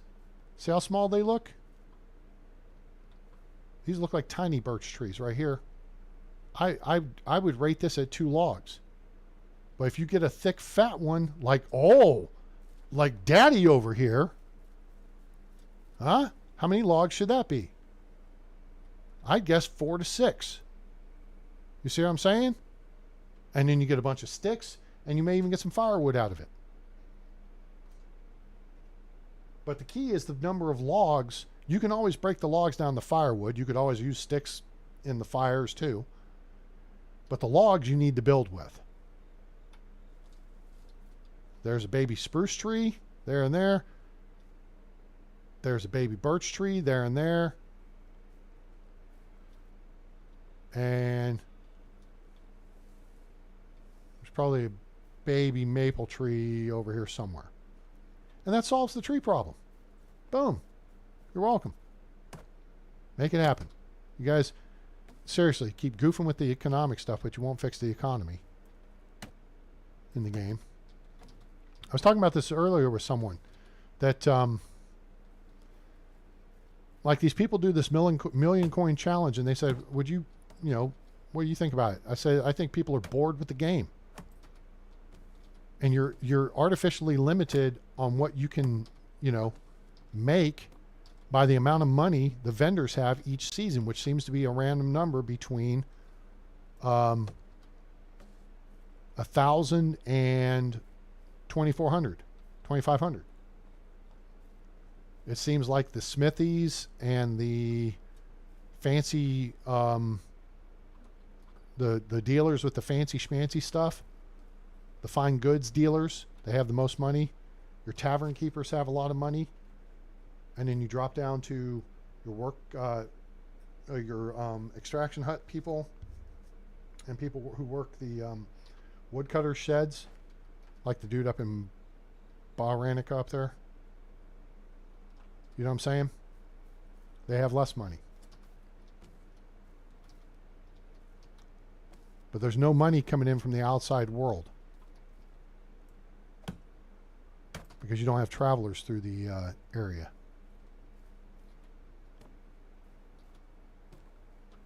So it needs to go to more of a supply side economy, barter and trade.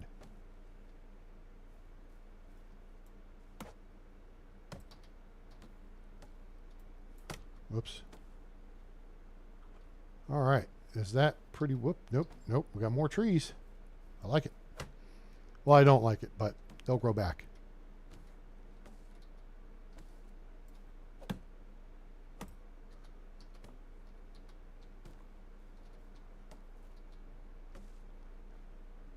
All right, we cleared up all the trees we cut down now. Good gosh. Looks like we freaking bombed this place with a Blue 82. There's stumps left. We could land helicopters in here. We have an LZ. All right, so there's a bunch of logs. Cool. All right, so let's start thinking this through. So we put the barn here. Other side of the barn, we have big open space. We're going to wind up encroaching on our deer up there. Okay, whatever. And then we have over here as well. So, but the path also cuts across through here at an angle, right? So let's get our reference point on the path. The path of the righteous man goes this way. So we need to make sure that our farm fields take into account the path, which has these rocks that we can't move. Oh, there's other logs over here. Whoops. A log.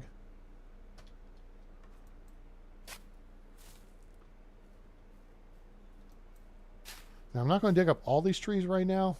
I'm just going to dig up some. I don't want to dig up everything. I just want to dig it. Now, rocks like that will disappear. Dig up what I think is going to be in our building space for the farm. Go ahead and grab the steak.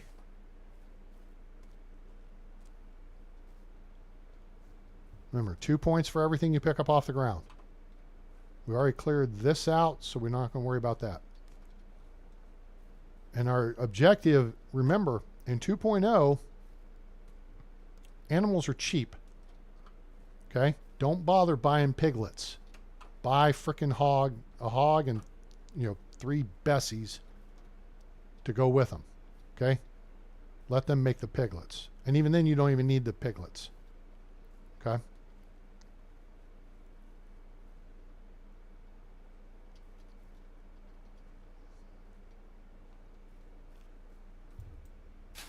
Uh-oh. Nope, that's for looks. Just for looks. Okay, cool. And the pigs become your fertilizer makers, your poo makers. Okay, so we're going to face west here. Let's pull back here. Let's get rid of this. Let's shift to this, do this. Center this up on the light gray part of the path.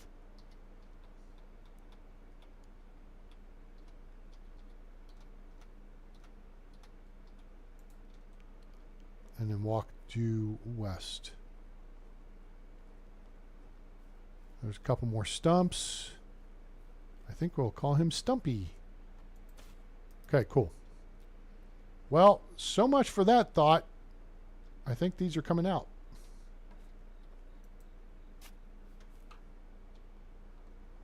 That one may be okay. We'll spare that one for now. Megan, hello. Welcome aboard. How are you this evening? Okay, so if we do the barn there, this stump needs to come out here. Okay, so that takes care of that. So then let's come over here. See, we can't build where these rocks are. So now we're going to create another road right here, because where we're going, we don't need roads.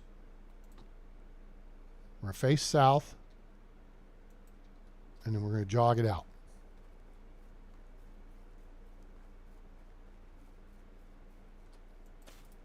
Okay? All right, so that kind of sets up our build space. Tucked in bed, look at you. What a deal. Well, it is a little later there than it is here, so. All right. Oh, we're about to start whining about it being hungry. Oh, look, 20%.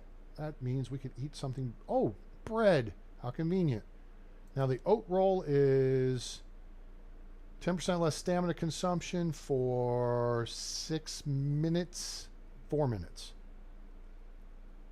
Rye bread is 50% less stamina consumption for 10 minutes and 200 seconds. So it's 13 minutes and 20 seconds. I think we'll eat the rye bread. Cool. All right.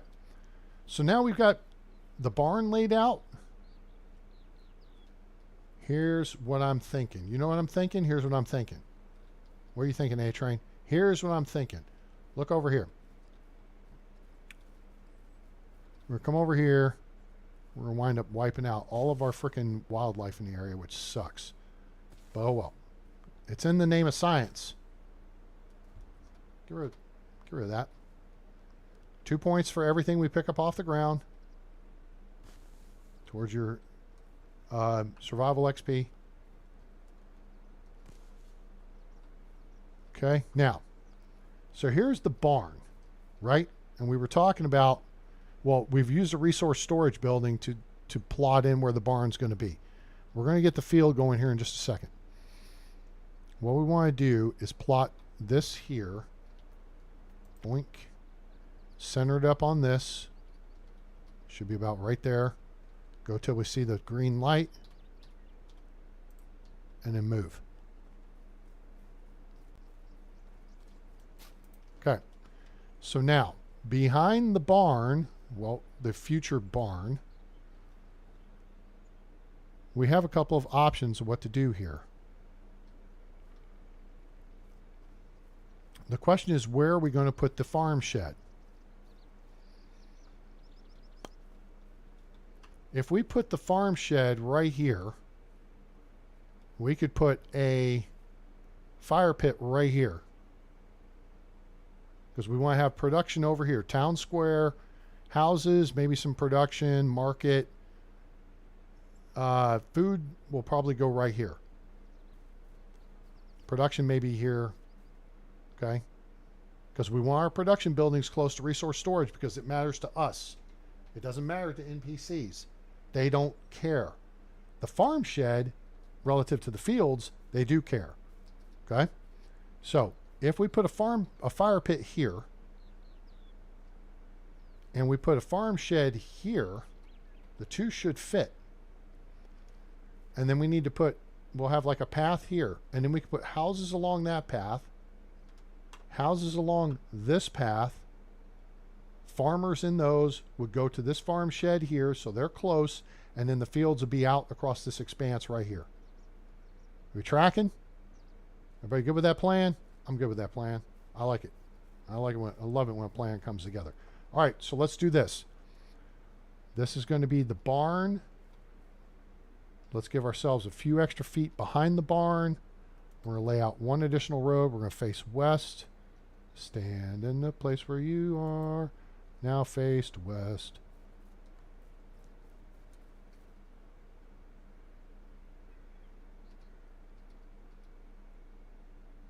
I'm going to go back and do this again. I'm going to moonwalk my ass back over to the path. Okay, see? Because I wasn't in the right spot. Line up right in the middle of that W. Okay, cool. Now, let's go this way again. Okay. So, creating reference points. So now we're going to put a house here. And we want to leave them a little bit of room for a backyard. No, we're going to do it on the front yard. They can do their laundry out front.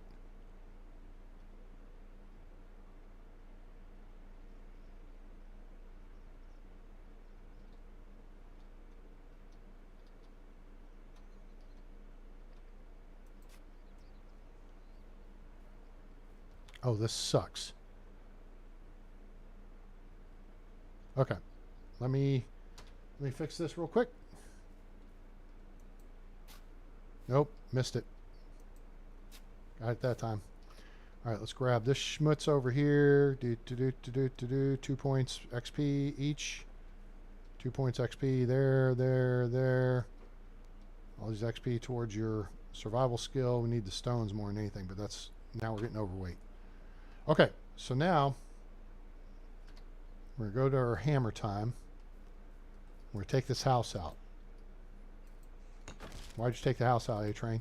Because I want the houses kind of to line up. They did have string, so they could just line up the string with a string line, right?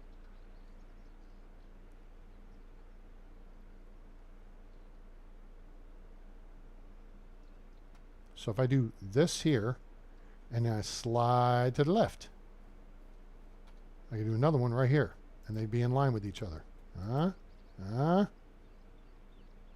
Slide to the right. Crisscross. Okay. All right. So we've put those in place to help determine where we want to put our first field. And I think our first field is going to go right here. We're going to leave a little bit of room behind the house, and then we're going to go into buildings, farming, field. Now, we're going to give ourselves a little bit of space. You got to be facing cardinal directions, so we're going to face south. Now, it could go here, but I don't want it to go there. I want 1, 2. That's good. 1, 2, 3, 4, 5, 6. 6 by 10. Standard field size for me. Boom. Yay. All right, cool. So now let's grab these stones since we're here. And then we're going to go grab our hoe. Wait, what? No, I wasn't talking about your mom. Oh. Remember, 2 points for your XP here. Always work on your survival skill. Okay. This is going to be our first field. That's going to be field number 1. 1 ping only, Vasily. And what we're going to do is, actually, we're just going to drop them over here on the ground. There's no point in carrying the stones around. There's no point in putting them back in storage. They're not going anywhere. Okay? And then we can put steak over here. We'll probably forget it. In fact, I think they're going to drop perpendicular to the direction I'm standing. Nope, there it goes. And it's off to the races. It's going to roll down to the lake. Come here. Hey. Here.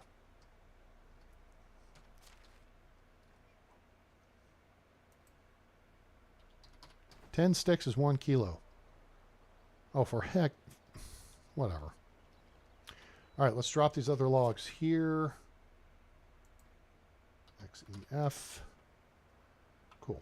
And then 25 kilos. Most of that is food.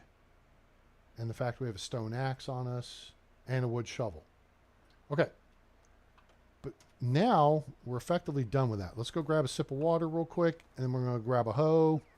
And we're going to do some dancing. Wait, what? Eventually, I think we'll put some houses down here along the water for production folks or whatever. Get back in first person mode because that just drives me nuts. 10% dirty. There we go. We didn't have to go too far. And now we can build a funky bridge and then make that our swimming pier. Oh, broadleaf plantain. Grab it.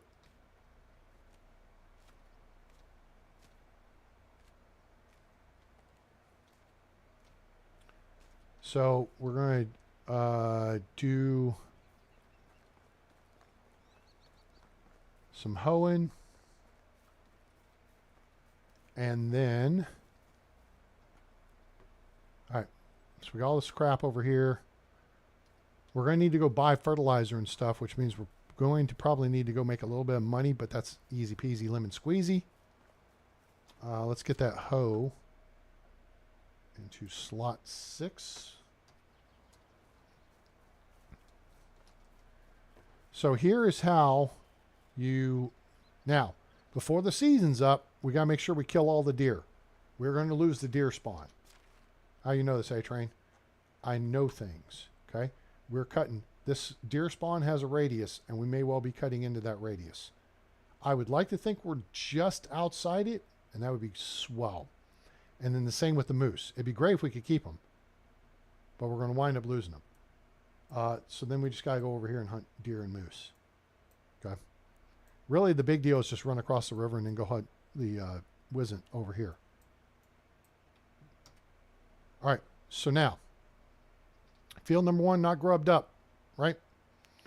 So step 1 is you grub the field. Oh, wait a minute. Shoot. All right, we just did 2. Okay. 1 whack of the ground. I forgot. Got to take notes. Farming skills. Okay. We've got diplomacy figured out. We've got survival figured out. Crafting is going to take time. So let's write down farming down here on the piece of paper. And grub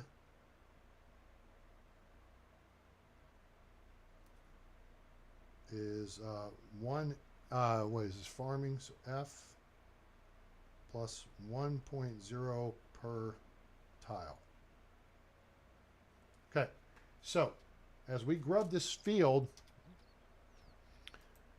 we should get 60 points for doing this.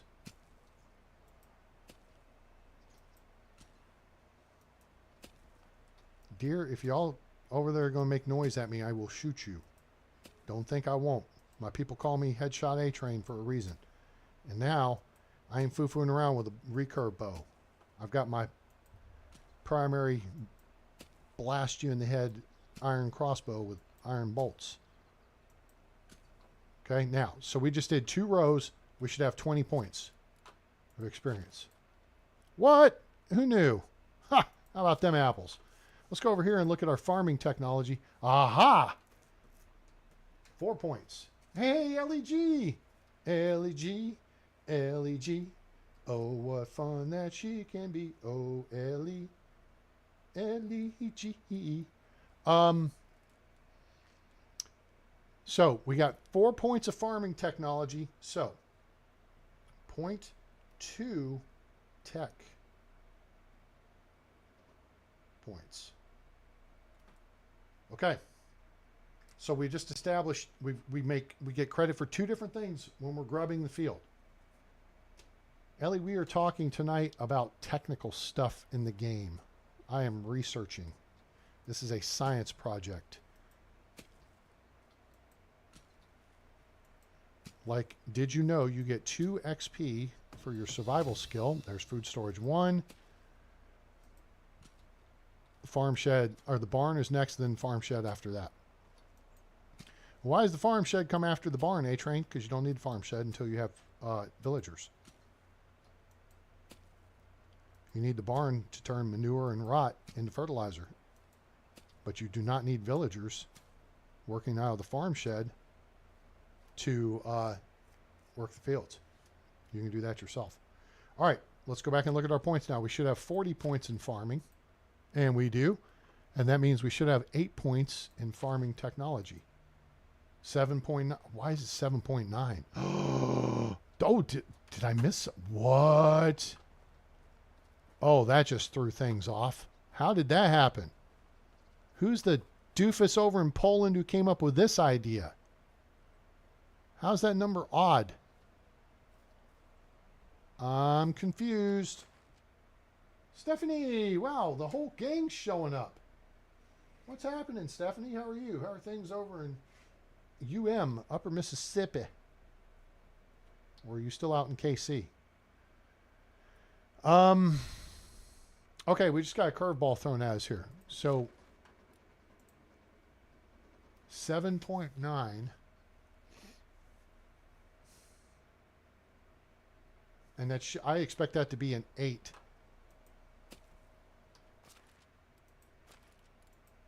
Now it's 8.1. How in the, what in the ass just happened?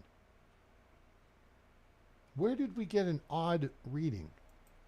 All right, so it's 60 tiles. Therefore, I expect us to have 12 total points in technology. So we figured out for each tile, you get 0.2 points. But how did we wind up with an odd number? That is the mystery. There's the barn. So we just hit 10 points. Remember, you don't need the farm shed. Villagers need the farm shed. You need the barn. Okay, so we're going to have 60 total tiles here right now. All right? So there's 60 tiles. So for farming skill, we should have 60 points. Ta-da! Okay, so we got that one right. So grubbing a field is 1 XP per tile. But technology, 11.9 points. Where did the 0.1 points go? Huh? You guys robbed us of 0.1 points. Unless they nerfed something, that is stupid. I do not understand how that happened. That's just dumb. That's dumb. Thank you, Charles Barkley. Okay. So now we know what the XP is for grubbing a field. And we kind of know what the tech points are for grubbing a field, right? Let's grab the rest of our crap so I don't have to run back and forth here.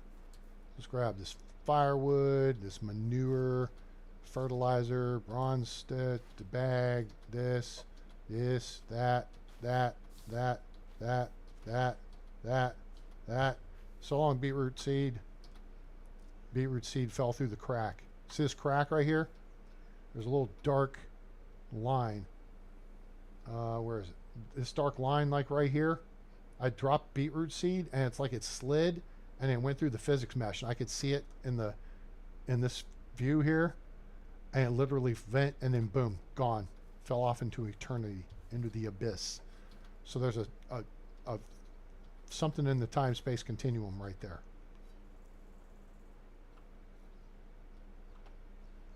Okay, so now the unripe berries, we're gonna come back and get the others, because we've got like a 1,200, 1,500 unripe berries. Ooh, broadleaf plantain, grab that. 2 points each.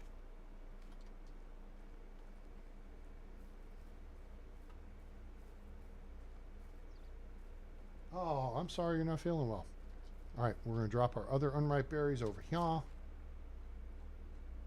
So we're going to have like 1,200 unripe berries. That'll turn into like 1,200 rot. Well, we're going to wind up taking it to the barn to process it. But let's go ahead and put stuff in here. Apple bottoms, those. We don't need that. We don't need this. We don't need this. We need that. We'll need that. We don't need this. Cabbage seed will hold. We're going to make a second field. We're not going to need this right now. Manure, we don't need till the barn's built. Morel mushrooms, okay. Oak grain, yep. That, lots of plum trees. And we want to get these trees in the ground here spring of this year, because I think, and I could be wrong, but then I think they'll produce their first fruit summer of next year. And that's just free money. Because, I mean, you can use it for food, but it's kind of useless, so you might as well just... we don't need rye grain. You can't plant that till fall. We don't need this stone axe, that stone axe. We don't really need that one right now. And we'll hold the shovel. Okay, where are we weight-wise? 31 kilos. We're still heavy, but let's equip... No, not that. Ah, crap. I did it again. I hate this. Okay, there it goes. Inventory. Let's equip the bag. We picked these up off of somewhere. Select seed. Yeah. I know how to play the game. Teaching a class here, okay? Quit making me look bad. All right. So, field 1, unfertilized, right? So, we're going to right-click, select field, select fertilizer. But before we do that, let's go back and review. We have 60 farm points, okay?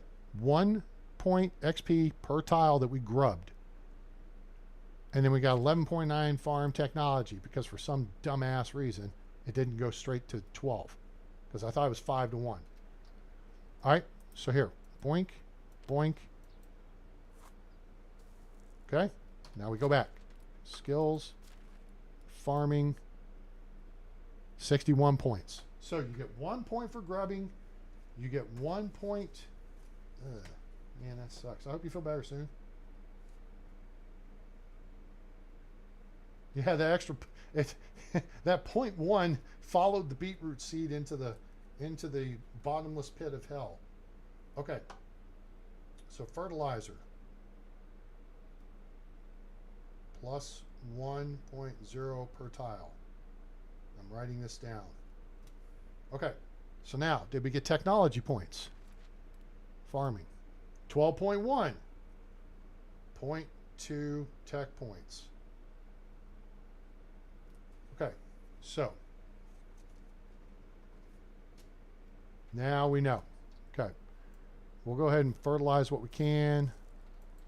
We don't have much for now. We'll go buy more. I've already bought and sold several thousand coins worth of stuff here, and it's just day 4. Wait, is day 4 or are we day 5 now? I think we're day 5. Day 5, okay. All right, that's it. All right, so we put our fertilizer out, okay?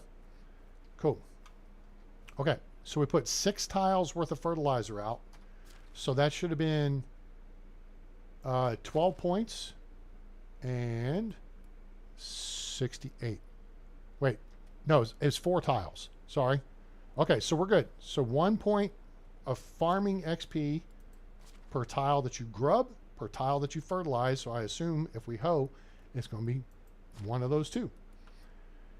And then here in farm technology, we're up to 13.5 points. So we were at 11.9.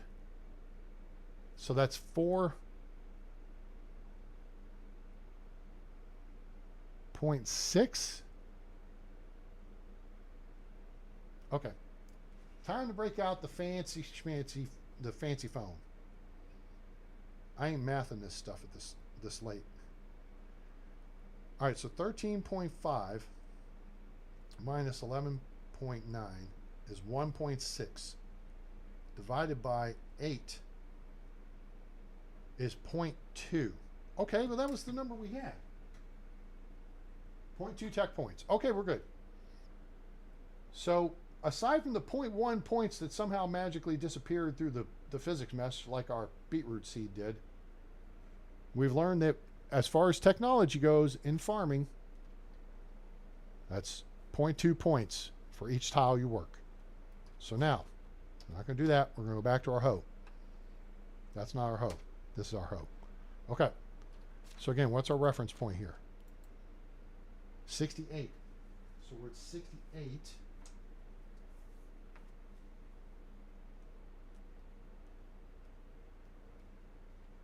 Oops, 60, 11.9, 68, and 13.5.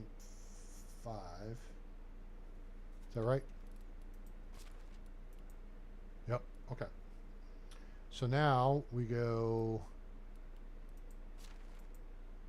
68, okay. So now we're going to hoe 8 tiles and see what we get. There's 1. Are we at 69? What? How? Who knew? Huh. Over here, we should be at, what, 13.7? What? Oh, that's amazing. Who knew in the 1980s that we learned math in school? That's crazy. All right, so 0.2 tech points. So 1 point for each of these, and 0.2 tech points. And there's our farm shed, okay? So now, we've got the barn and we got the farm shed unlocked. So now we're going to come over here, whip this out, take out our placeholder, and then we're going to lay out the barn here. Oh, shite, the barn's smaller than I thought it was. Whoops. Okay. Okay. You know what?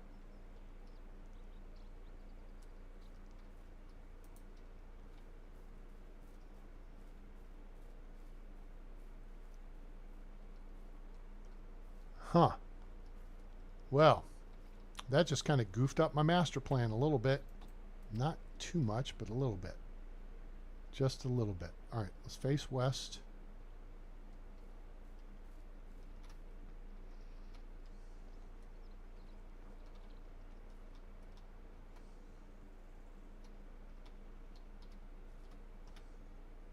That looks pretty good.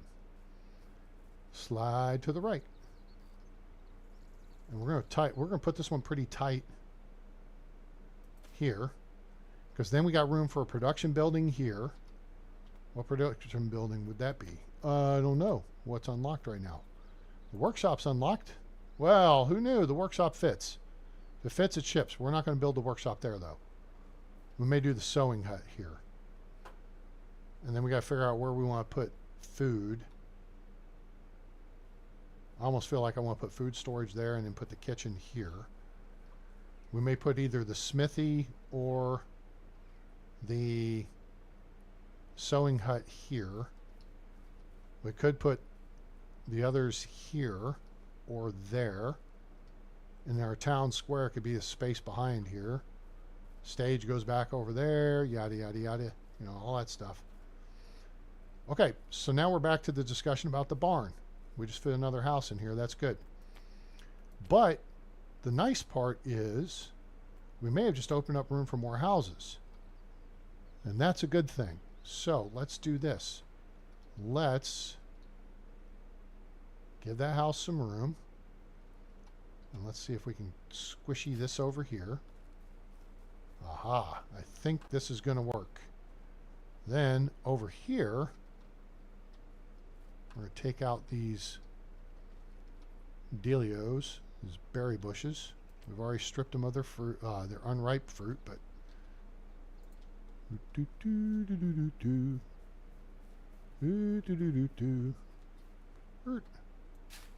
cool. Okay. So if we put farmers' houses here and we put a fire pit here, then everybody gathers at the fire pit. Tracking? You picking up what I'm laying down here? Okay. And right here, face north. Stand in the place where you live, now face north. Think about direction, wonder why we haven't before. Okay, fire pit goes there. Farm shed goes here. Ta to the da. And we can squishy this all the way up against here. In fact, I'm going to rethink this for 2 seconds.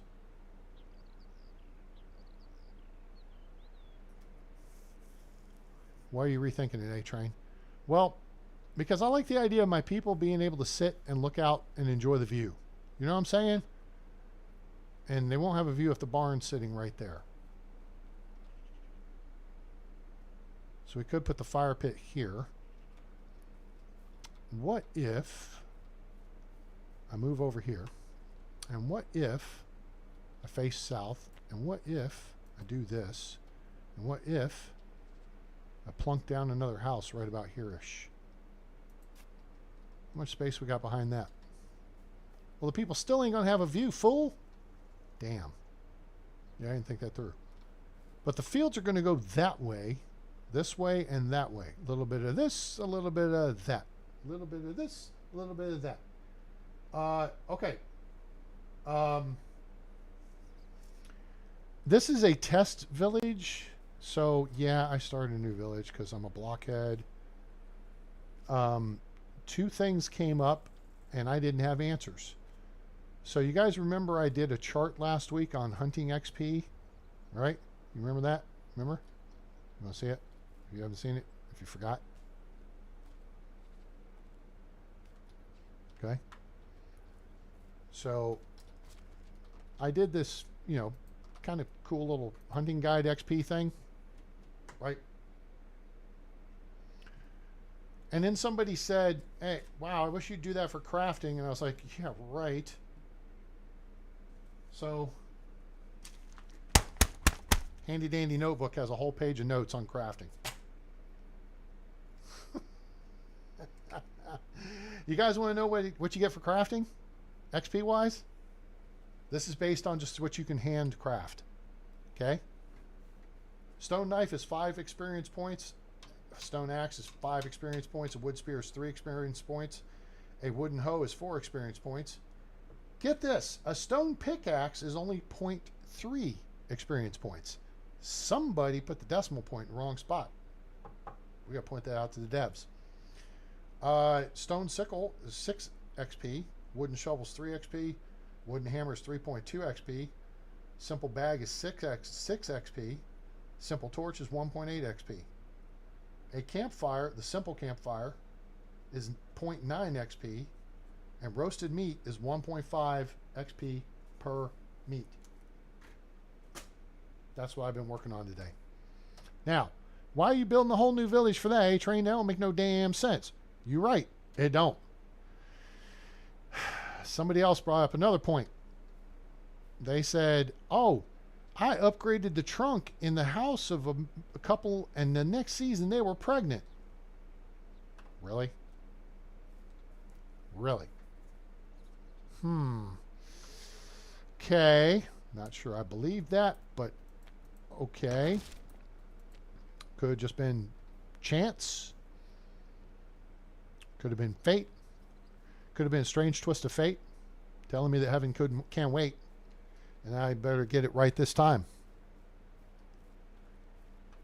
Anybody know what that's from? Anybody know who sings that? Oh, gosh, she was great. She was great. God bless her. Sold her house in Malibu to Ozzy Osbourne. I saw the financials on all of it. Come on, somebody knows who sings the song Twist of Fate. Gotta be a strange twist of fate, telling me that heaven can't wait, and I'm gonna get it right this time. Life doesn't mean a thing without the love you bring. Love is what we found the second time around. Olivia Newton-John. God rest her soul. Died of cancer a few years ago. Boy, did she have an amazing voice. She was best known for the song Physical, which, of course, I was a kid and didn't really think about it too much, you know. And back in the 80s, I don't know. I grew up in pretty straight-laced household. So, you know, like I loved the song Afternoon Delight as I was growing up as a kid. And my dear sweet mother, God rest her soul, either didn't know or just didn't clue me into the fact that the song was about sex. So, but no, ONJ may have been known for the song Physical, but Twist of Fate's my favorite of hers. And Xanadu with Electric Light Orchestra. Twist of Fate was from Grease 2. It was featured in the soundtrack. She and John Revolting are in that. I'm not going to do that. Hang on. I want to lay the fields out here so that they get named in order. Okay, so there's that one. So we're going to face south, and we're going to step 1, 2, 3, 4 over. And we're going to go 1, 2, 3, 4, 5, 6. And then we'll run out 10. Boom. Sweet. Okay. There's field 2. Oh, man. Is this going to fit? Oh, this is going to be so close. Oh, man. Let's see if we get this. Let's see if we can get it right this time. Surprised nobody knew that. Or nobody said they did. 1, 2, 3, 4. What in the ass? It's like I knew what I was doing. I love it when a plan comes together. Dun, dun, dun, dun, dun, dun, dun. All right, so there's 3 fields. And that means over here, well, we could do a field or we could do an orchard. I think we're going to do a field. And we'll do the orchard like over there. Or should we do an orchard here?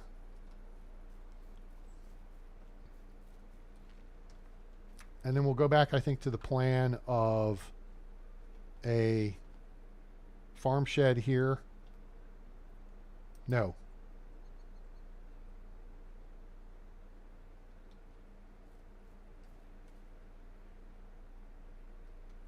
How about this? How about this?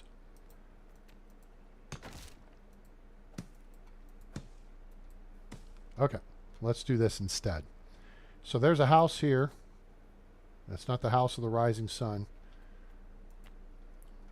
We'll give it a little room out back because it's kind of tight on this path here. Okay.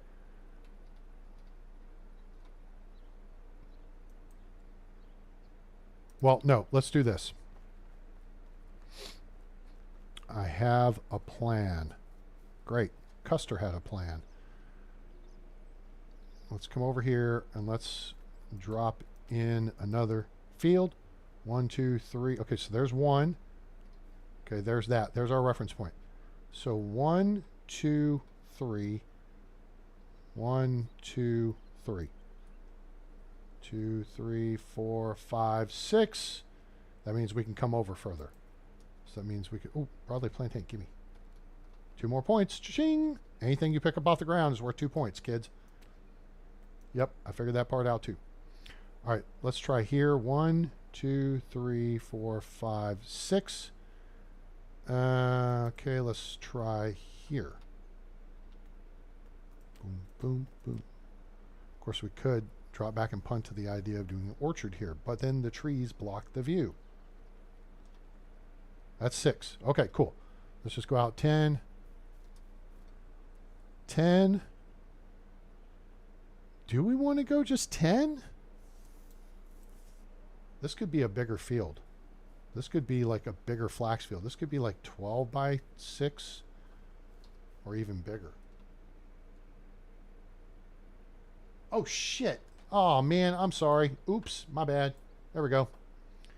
I didn't switch the thing back. I'm a doofus. You didn't miss anything. Just me dancing around trying to figure out where. I put 2 more fields out over here. Now I'm trying to figure out if I want to put a field right here, and if we do, how big we want to make it. So field 4 could be a big flax field. So let's actually think that out. So this is our reference point. What if we go 1, 2 out this way? 1, 2 here. And then maybe we can get 7 across? Like that? Okay, so there's 70 tiles.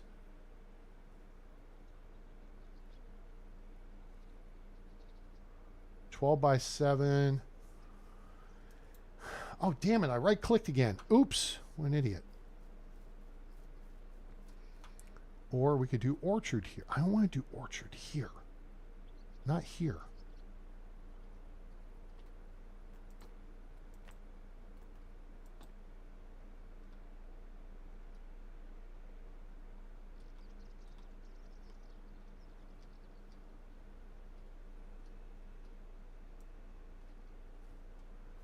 Okay, 7 across. Beautiful. 12 times 7. 14 times 7. 12 times 7 is 84. This would be, is that 98? 14 times 7 is 98, right? I think so.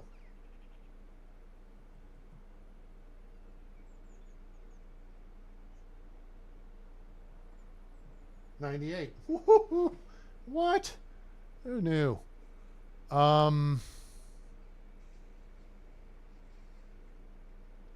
Okay. Oh, wait a minute. We still got to put a barn in here.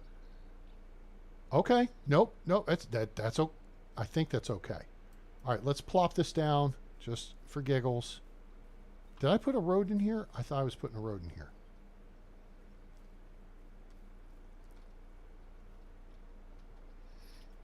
We're going to put a road here. Because where we're going, we need roads.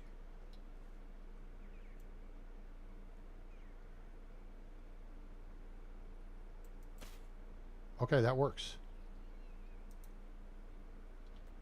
I like the distance. There's room. We're going the distance. We're going for speed. She's all alone in a time of need. Okay, so there's that. Now, we need a barn.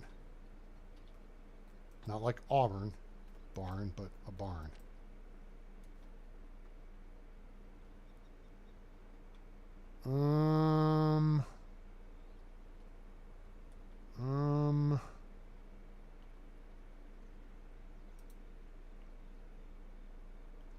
Not digging it. We still got to put the farm shed somewhere, and the farm shed should go up this way. Okay, so here's what we do. We take out this field, we take out 2 tiles of it. So then that should give us room on this side. If we put the barn in here, and at that point we can put the barn facing this direction. I think maybe so, possibly, sort of, kind of, yeah. Cool.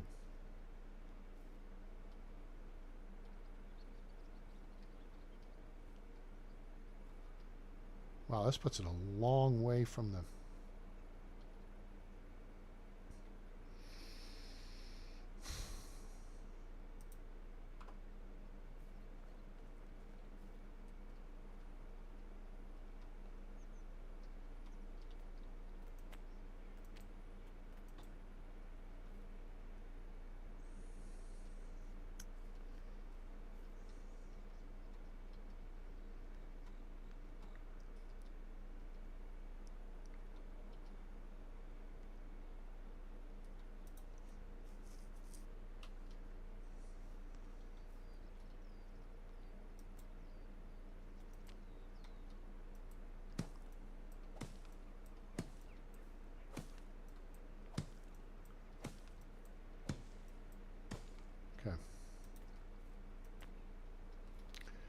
Let me run down here, get a drink of water real quick.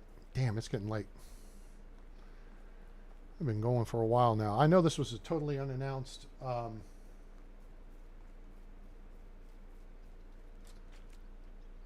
stream. I mean, I did like 4 hours of work on this village today before I even... There we go. That should get us clean. Yep, there we go. I mean, I ran the looting path. I've been... I mean, look. I've been all over the map. I did the looting path. Took a run to Hornica. Went and checked this site. Went all over here. Up in here. Found that big camp here. Found that big camp here. Went to Lesnica. Bought stuff. Oh, we've got... check this out. I've got a unicorn, a 322, a 3, excuse me, 323323. Excuse me, 16 point NPC to get. He's in Denica. And then we've got a 15 point NPC. 321323. So that's, she's a 14 point NPC.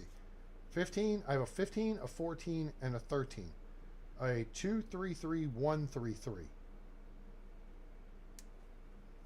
So he's, wait a minute. I have a 16, 15, 14. The problem is the 15 has 4 4s on it, 4 3s on his resume. He's actually my number 3 choice. The 16 pointer is first because he's a 3 in extraction and a 3 in production. And then he's a 3 in farming and diplomacy. Then the 14 pointer's next because she's a 3 in extraction, a 3 in production, and a 3 in diplomacy. But then the third guy, the 14, he's a 2 in extraction, he's a 3 in production, he's also a 3 in hunting, 3 in farming, and a 3 in survival. So we have a 15, 14, and 13 out there, and then we have a 12. She's a 3 in extraction, a 3 in hunting, a 2, 1, 1, 2. Otherwise. I don't know if she'll make the cut because we'll have 2 extraction specialists by then. Once you've got 2, you're going to be off to a good start. That should be your first 2 people. Should be extraction specialists. Anyway, so you can see we've been all over. Oh, where? Somebody asked where am I? I'm in the usual place. Just a little further west. Normally we're right about here. We're just right over here on the road to Denica. The Denica cutoff. That's what we'll call that. The Denica cutoff. Because I feel like this road's going from Gustovia to Rolnica, right? And if you think about it, look, there's a road extending west out of Rolnica off into Never Never Land off the map. So that's the Rolnica to, Gustovia Road. And then the road continues off to the east, and then it goes off the east side of the map. Be great if they expanded this. So we are almost dead center between Gustovia and Denica on the Denica cutoff.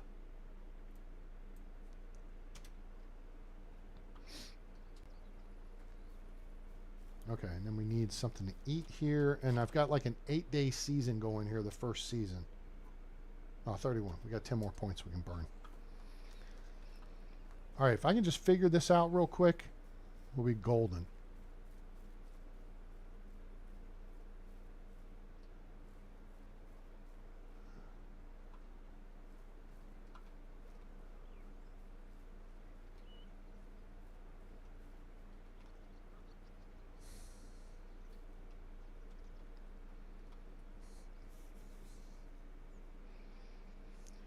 So I had a thought to do this. So there's the house.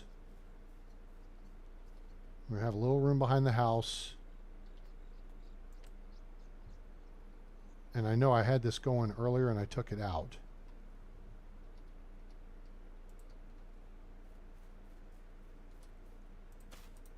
Right? So there's that. Now,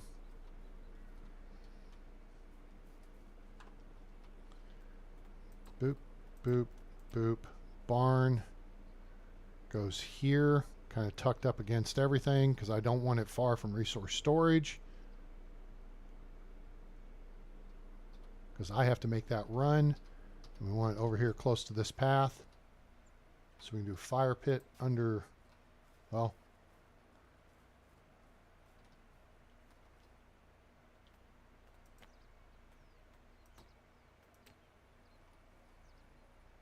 hell with it.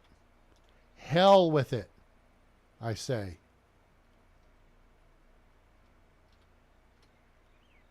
Farm shed. Fire pit can go right there. in this space right here. Bench, bench, bench, bench. And then this can go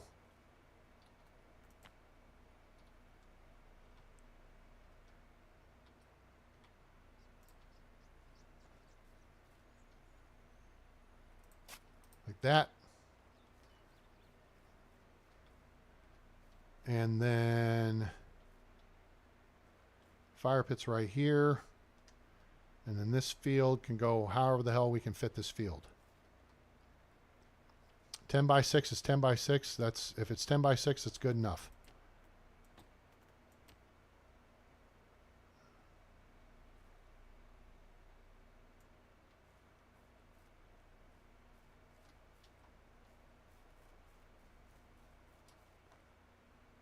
Okay, it'll go further.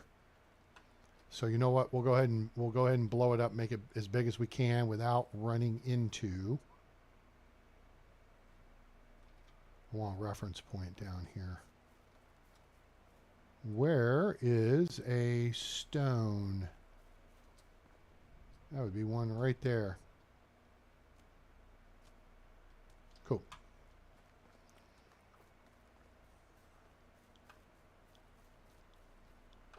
And let's drop like right here.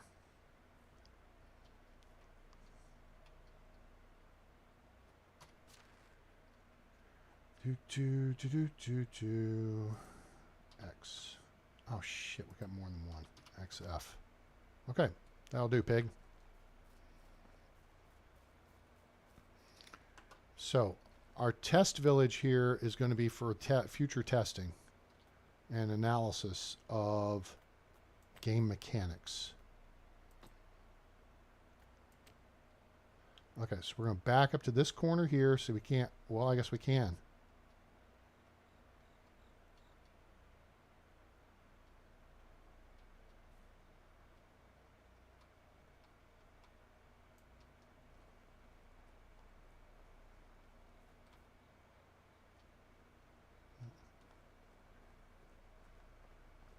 Okay, we're going to take that out and we're going to go one more this way.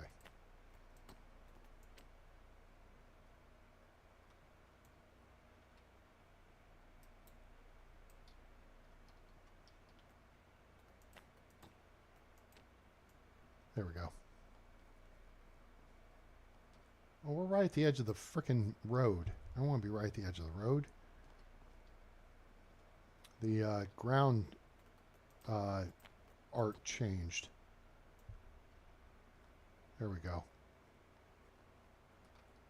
Oh, that's too close too. We want to be right there.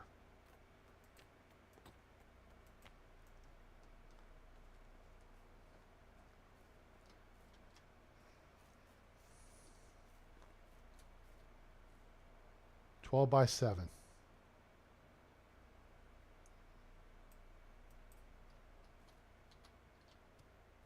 Okay, and we got room for our fire pit right here. Right? Is everybody tracking? Fire pit right here. Have a nice view. You know, couple benches on this side. You know, couple benches maybe this side, whatever. So people can get into it, and that's field number 4. Okay, I like it. This is a big field, so this will be a big flax field. And so what else do we have tech-wise? We have it. We're almost to smithy and sewing hut. Then you have the 4 basic buildings done. It's crafting items and cooking. With the kitchen, we'll be able to start. Oh, the kitchen. Yes. So that means food storage goes right here.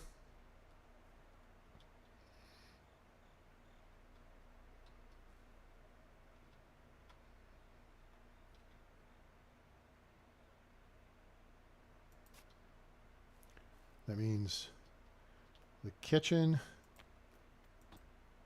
goes right here.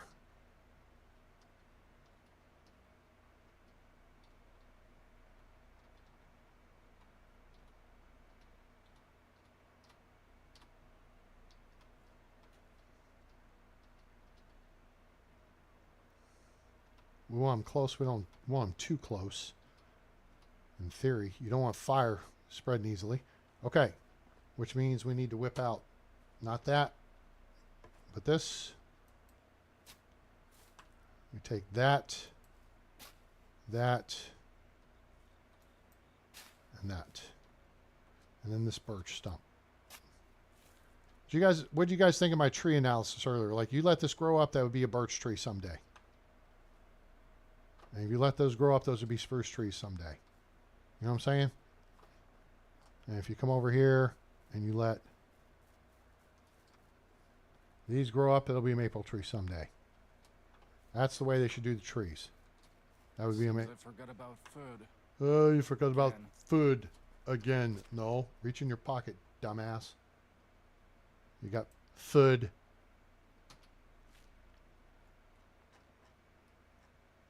And then you can eat a couple of apples. Boom. Food is done. All right. We got that laid out. I'll build all this crap offline. Get things up and going. And so we've got one house built, 2, 3, 4 laid out. I guess I will probably look at building.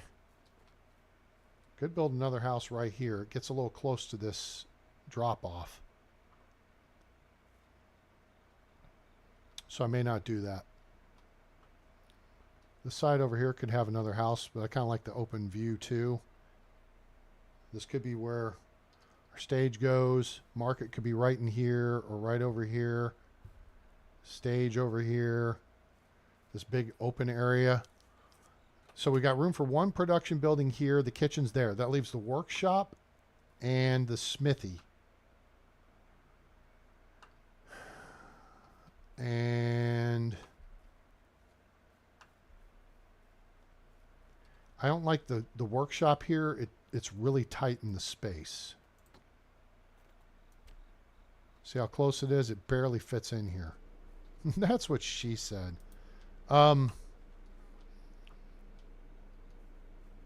then the next element of this is we could actually run another road here.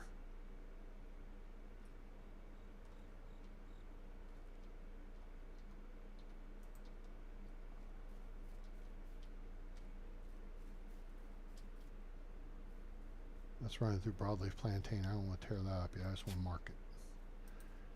Now, I think we could put a well here.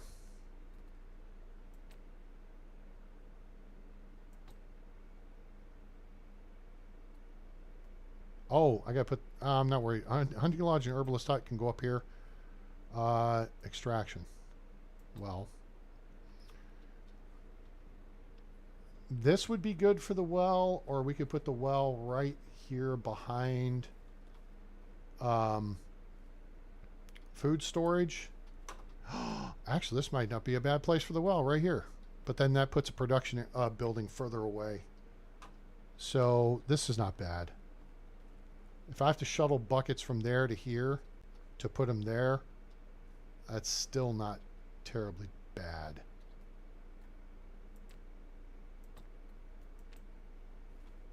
So let's say that this, plus it technically puts it right up here by people's houses and stuff, so that's pretty cool. We can put that there. We can put the hunting lodge and the herbalist hut like right in behind here. And then the workshop could be up here. Hello, Lee. Welcome aboard. How are you this evening? Remember, designing your village is really only for your sake.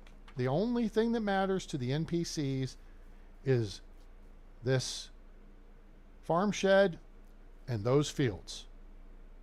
Okay? And we're going to put a fire pit right here. So they'll wake up in the morning, walk from their homes, over here, sit around the fire pit.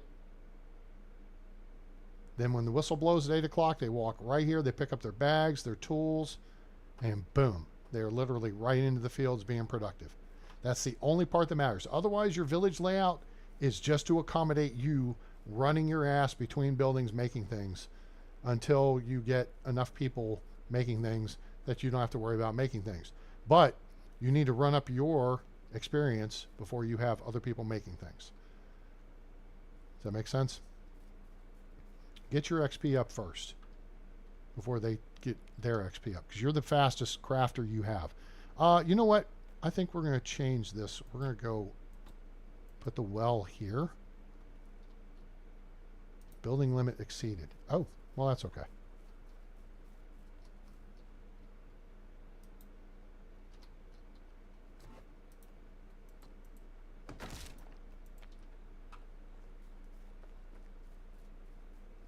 We'll put the well here.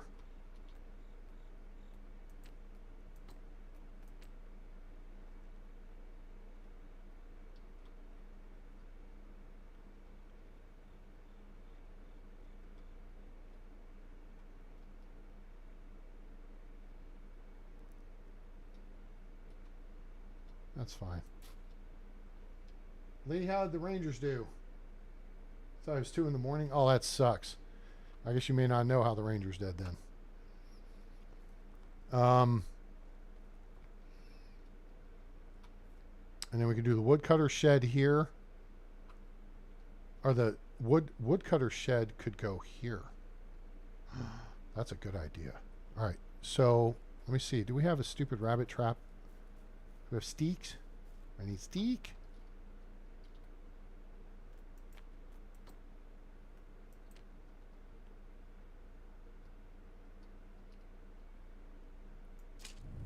Rabbit trap.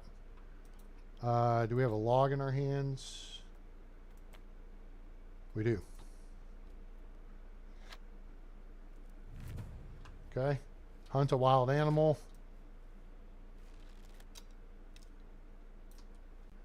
Up. Do. Shall we? Shall we? We're at range. Think we can do it? Oh, we hit him. He ain't happy. Question is, where's my round? I'm more concerned about where the round went than I am him. Hopefully it's still stuck in him. She didn't even see that. What? How did she see that coming? Holy crap. Okay, where'd he go? Where are you, big boy? I know you went to the perimeter. He's bleeding somewhere. Problem is I don't have the hunting skill yet. Oh, that's him over there pissed off. Yep. Toast. Really? You want to keep making noise? I got one of these for you too. I'm just trying to knock out the requirements.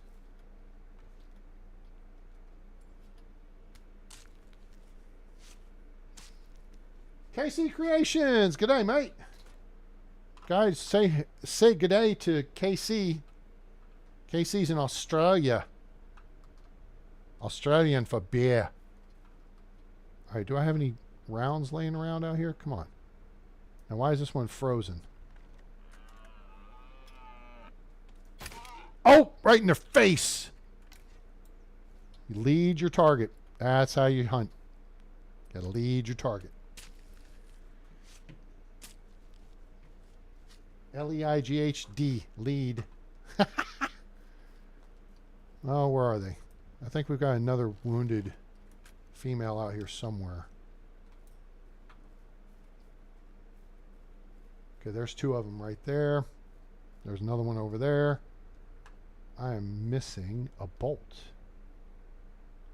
See, these are the kind of trees I think you would get like 8 to 10 logs out of this size tree. Whereas those would be like 5 to 6. That's the way they should adopt the tree system from Farthest Frontier. All right.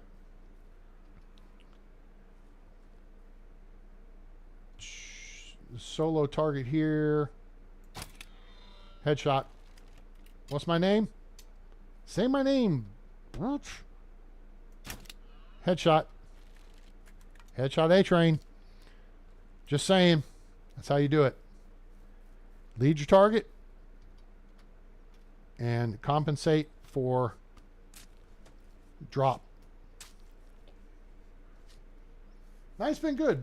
Night's been real good. We've gotten some good information. I've been doing research all afternoon on the game here. Oh, where's my bolt?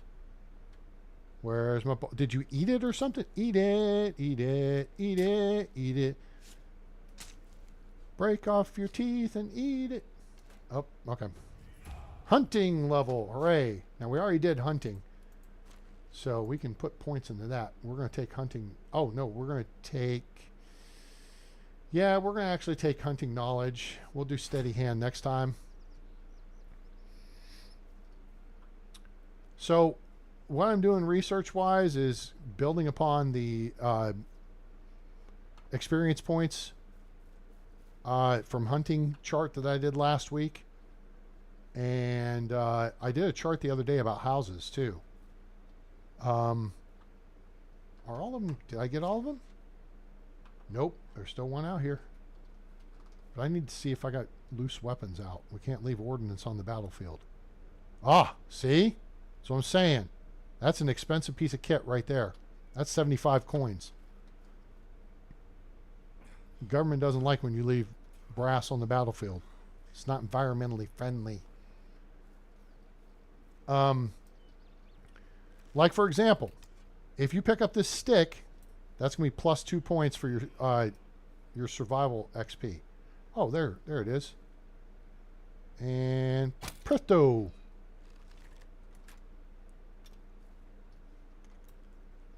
Headshot A-train. Just saying. Oh, there's a bolt over here. Oh, because it's in her head. That's how you can track your kills.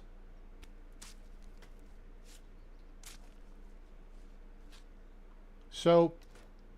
what we have worked up, if you pick up a mushroom, if you pick up a stick, if you pick up a stone off the ground, okay, it is 2 XP to your survival skill. See how we have 445.0?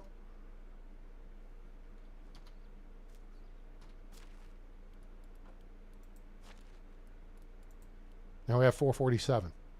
Notice I haven't put any points in survival knowledge. I've put them elsewhere, but not in survival knowledge. Okay?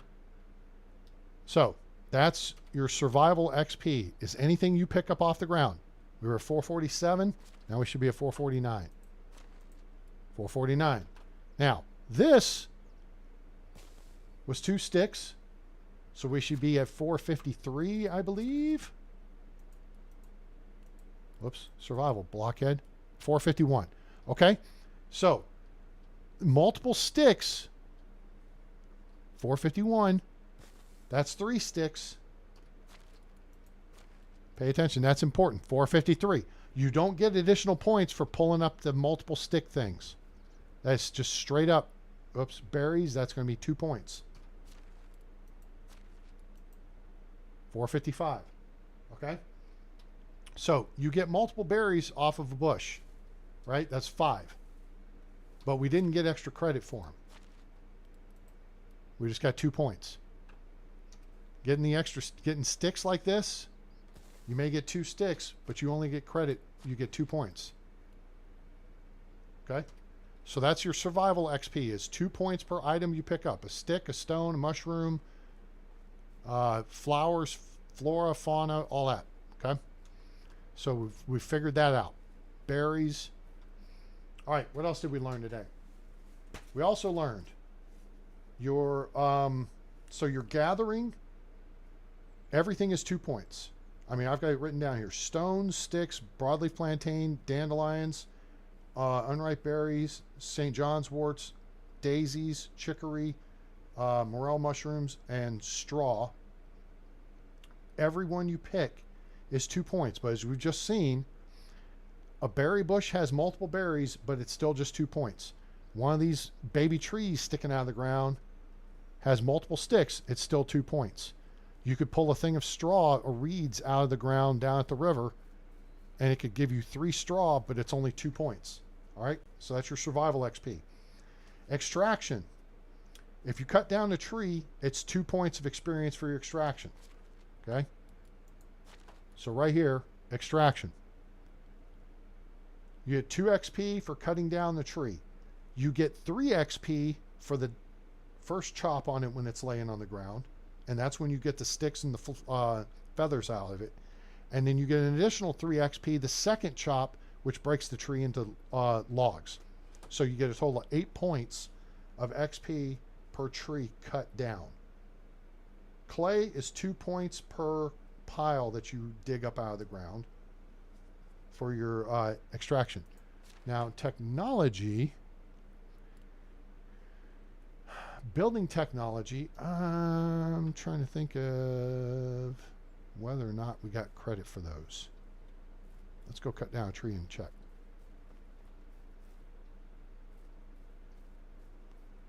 Cut down trees, we eat our lunch just like our old papa. See those monster trees right there? You should get 10 logs for those trees. 6 or so for those. That one over there maybe looks like a 5 to 6er. You see what I'm saying? Devs, pay attention. This is your baby tree. If you pull those out of the ground, then the tree will not grow there. But it's stupid to think that a tree stump will regrow into a tree. That does not happen in nature. All right. So we got a spruce tree right here. This is going to be our victim. We're just going to look at this from strictly from extraction technology. 181.5.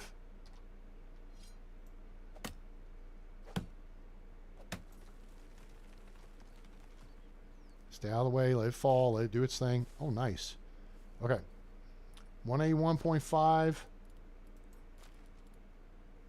Now we're at 182.5. So we got 1 point for felling the tree.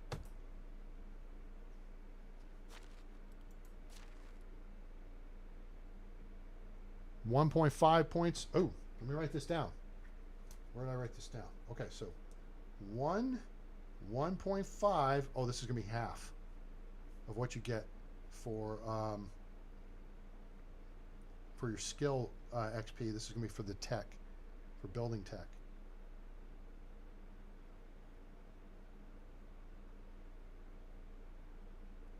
One 1.5. So money says this is going to be worth another 1.5. Wait, where are we at? Nope, not there. 183. I'm guessing 184.5. 183.5. So we only got 0.5 points for the final chop. So we got a plus 3 points in the technology, building technology, for cutting down a tree. The Rangers won. Boy, that's big. This is a big series. This is the last time they played Houston during the regular season. And they need this because they've got to gain games on the Astros and Mariners if they're going to have a chance to win the division. It's time to poop or get off the pot. Okay, so we just learned what the building technology is. Just for your skill XP, cutting down a tree is plus 8 points. And for building technology over here, it's plus 3. Okay? So, what else do we got? Deforest is big area, not knowing a tree would grow back. Yeah, you would thought. Okay, here's what else we found today. We discovered, or we worked out. Crafting, hand crafting things. A knife is plus 5 XP. This is under your skills and production. Okay. You get plus 5 XP. That's this over here. For a stone knife, 5 for a stone axe, 3 for a wood spear, 4 for a wooden hoe. You only get 0.3 for a stone pickaxe, though. I think the devs need to know about that. They put a decimal point in the wrong place. It should be 3.0, I think. But they've got 0.3. Stone sickle is 6 points. Wooden shovel's 3 points. Wooden hammer's 3.2. A simple bag is 6 points. Simple torch is 1.8. Campfire is 0.9. And roasted meat is 1.5 per. Okay. If you're building buildings, the foundation is going to be 3 points towards your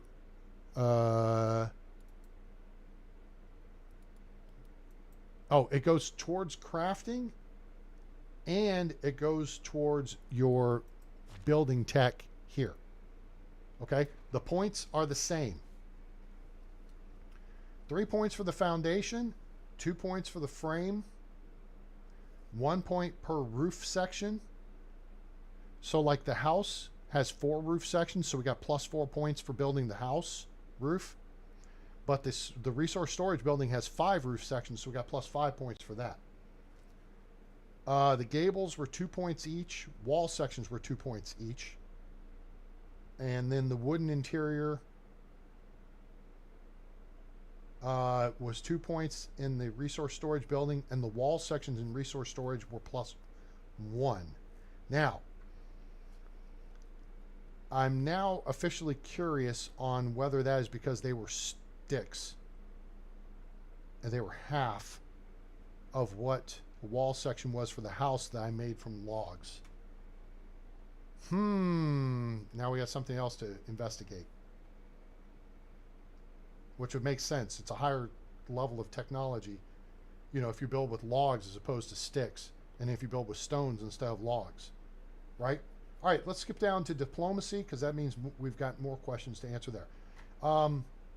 In diplomacy, we came up with 3 points of data. You get, and this is going to be in here, right here. So your diplomacy XP goes up by 1 point for every 100 coins of stuff you sell. It goes up 1 point for every 200 coins worth of stuff you buy. And then it goes up 3 points for every question you ask in the flirting process. So for example, in one situation, I managed to get 5 questions out of a lady before she shut me down, and I got plus 15 points towards diplomacy. Okay? That's what I'm working on with this village, is figuring out all the XP breakdowns. Farming XP over here, okay? You get plus 1 XP per tile that you grub and 0.2 tech points. So it's XP here in your skills, and then in farming tech, it's 0.2 points, excuse me, here. 0.2 points here. And then so you get 1 point for grubbing, 1 point for fertilizing, and 1 point for tilling the soil. And then it's 0.2 tech points for each.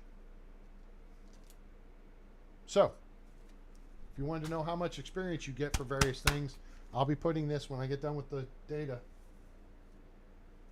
I'll be putting that in a fancy chart and posting it across social media. Make sure you join us on Discord. Link in the description below. Also, you can follow me on X, formerly known as Twitter. And that's where I post a lot of stuffs. And then, yeah, well, what do you do?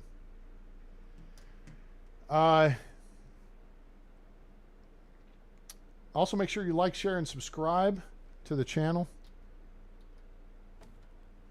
Dunk. Dunk. Turn on that bell icon so you know when we go live or upload a video, because video killed the radio star. Oh, look, we got a rabbit already. Oh, we gotta make a stone knife too? Seriously? I did that already. Okay, so now all we gotta do is get to summer, and then we'll be done with chapter 2.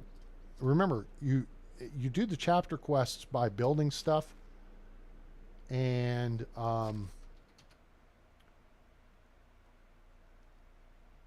then excuse me, you save the Unigos quest until you have money to Uber around the map or get a mount, because they're just going to have you running back and forth across the map. So, all right, good. What the hell? How'd this wind up here?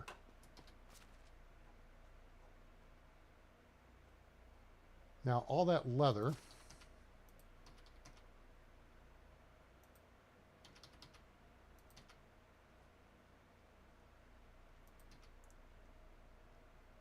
All that leather.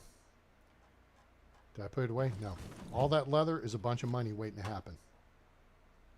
So let's just take it and, oops, nope. Let's just Q, boink, REF. That's 22 simple bags. They sell for several coins each, so that's another 100 something coins. And another level for production. Who knew? So that puts us over here. So I have yet to put, I'm at level 3, so I got 4 points to spend. I haven't put anything in it yet because I don't want to goof up these numbers before I get the data. You don't really have to do any of this. I mean, it's good to have a handyman because then you can insulate your buildings, but whatever. And then I haven't put any points in diplomacy yet, although we only have 1 to put in because I don't want to mess up this yet. And I don't want to waste it on diplomat or Romeo. We want to unlock tier 2 so we can put points in barter and get that maxed out. So we have 30%. Yeah, the handy dandy notebooks right here. So, and if you guys didn't see the chart, I know I had it up there. I had it up earlier. Hey, we got the smithy. Hooray and huzzah. Let me save the game. Testing 01. And we can just kick over to this. I haven't put up there's the Hunting Expo guide, or XP guide. The housing chart.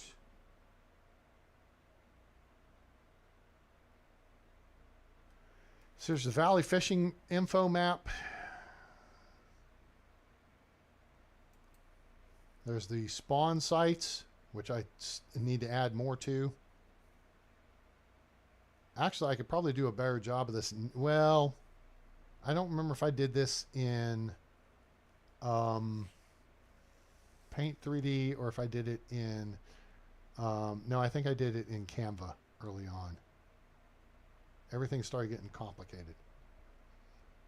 And then, of course, we got our looting map for the Valley and our looting map for the Oxbow map. So if you guys need that information, let me know. I'll drop it in the Discord or on X or in the community tab here.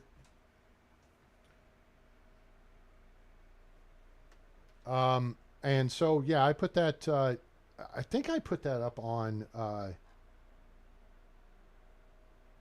me see here. Wait a second. I'm getting lost. I need to square things away so I can get, so live streaming. Let me go look at my channel real quick here. If I can hit that and I right click that, it'll open in a new tab. If I hit this and then I hit community,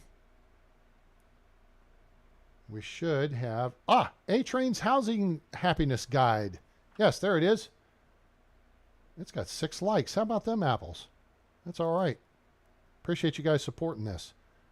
But yeah, there's your happiness guide. So it tells you what happiness for what kind of house.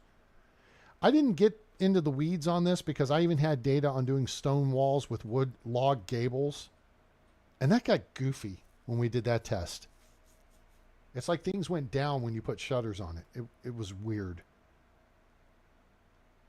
But that was on an Oxbow video like 8 months ago. We did that in January, I think. But anyway, so yeah, we got good information. Oh, you guys can't see this at the moment. So you know what? Let me just do this here. And I can do this here. And then do that there. And then you'll be able to see it. Hooray and huzzah. A-Train's Housing Happiness Guide. So that's as of yesterday.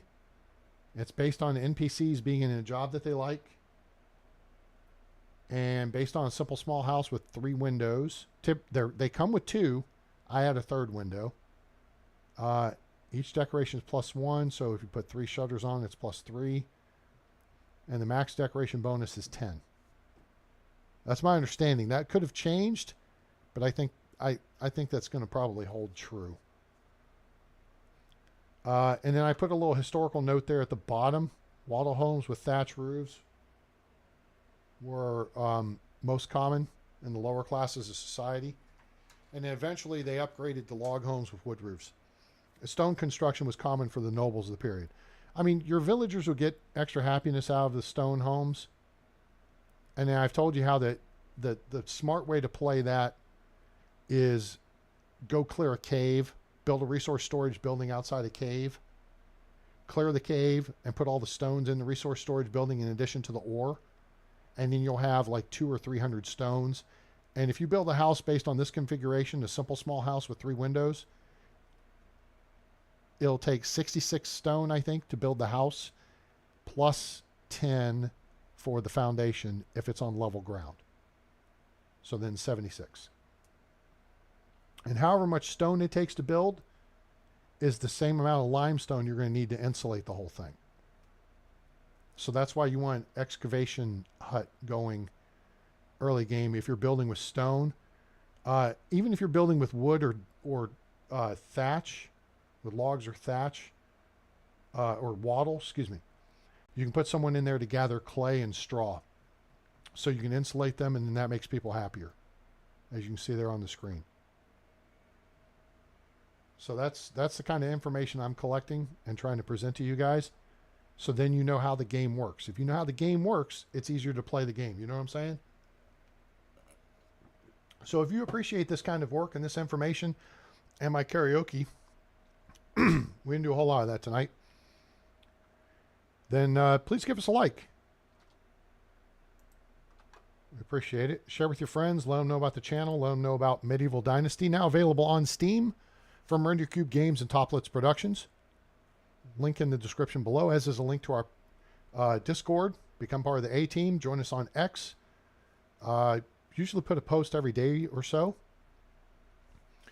I am looking to get back into Sengoku Dynasty. Toplitz, I put a tweet out. Toplitz said something. No, I said something, and Toplitz responded, "We'd like to see you play Sengoku Dynasty again." Well, there you go. So Toplitz is the publisher for both Medieval Dynasty and Sengoku Dynasty. Sengoku Dynasty is very similar to Medieval Dynasty. It's just based in Japan. So very cool. There is some videos of that on the channel. Like, share, and subscribe. Turn on the bell icon. Join us on Discord. Join us on X. Follow us there. If you want to make a donation to help support the channel, there's a link to our PayPal down below. We greatly appreciate upgrade equipment stuff. I got a blue screen earlier. Computer farted out, but I think it was just pissed off at me because I hadn't updated my... Well, nope. Looks like there's a stupid update again for Firefox, so I'll have to fart around and deal with that. Great. Anyway, I hope you guys enjoyed the show. If you have questions, put those down in comments below. I will be happy to address them. You can catch me on the Facebook group, either the official or more often just the regular Medieval Dynasty. D is lowercase. That group grows at like 50 to 100 people per day when Chris puts out the updated list of new folks to join. It's just that the moderators have to approve your posts for the official group, and that can sometimes take days. Sometimes it takes a few seconds. Like when I put up my hunting XP guide, it was up quick. When I did the housing thing, it hasn't been approved yet. And that was yesterday. So it's like, come on, guys, what are you doing? So, yeah, you can hit me up over there. You'll see the Alabama A. You'll know. Anyway, so, yeah, stone houses are good. It's just a matter of collecting the stone. Now, mind you, if you're picking the stones up off the ground, you're getting experience towards survival skill. If you're getting stones out of the mines, you're getting extraction skill. Now, we have to go to or out of the cave, I should say, before you build a mine. I think we're going to go over to the cave. We're going to have to do that exploration and excavation so we can see what the experience gain is there. We'll do that eventually. Or I may do it offline. Do a bunch of this offline. This is not going to be like a set.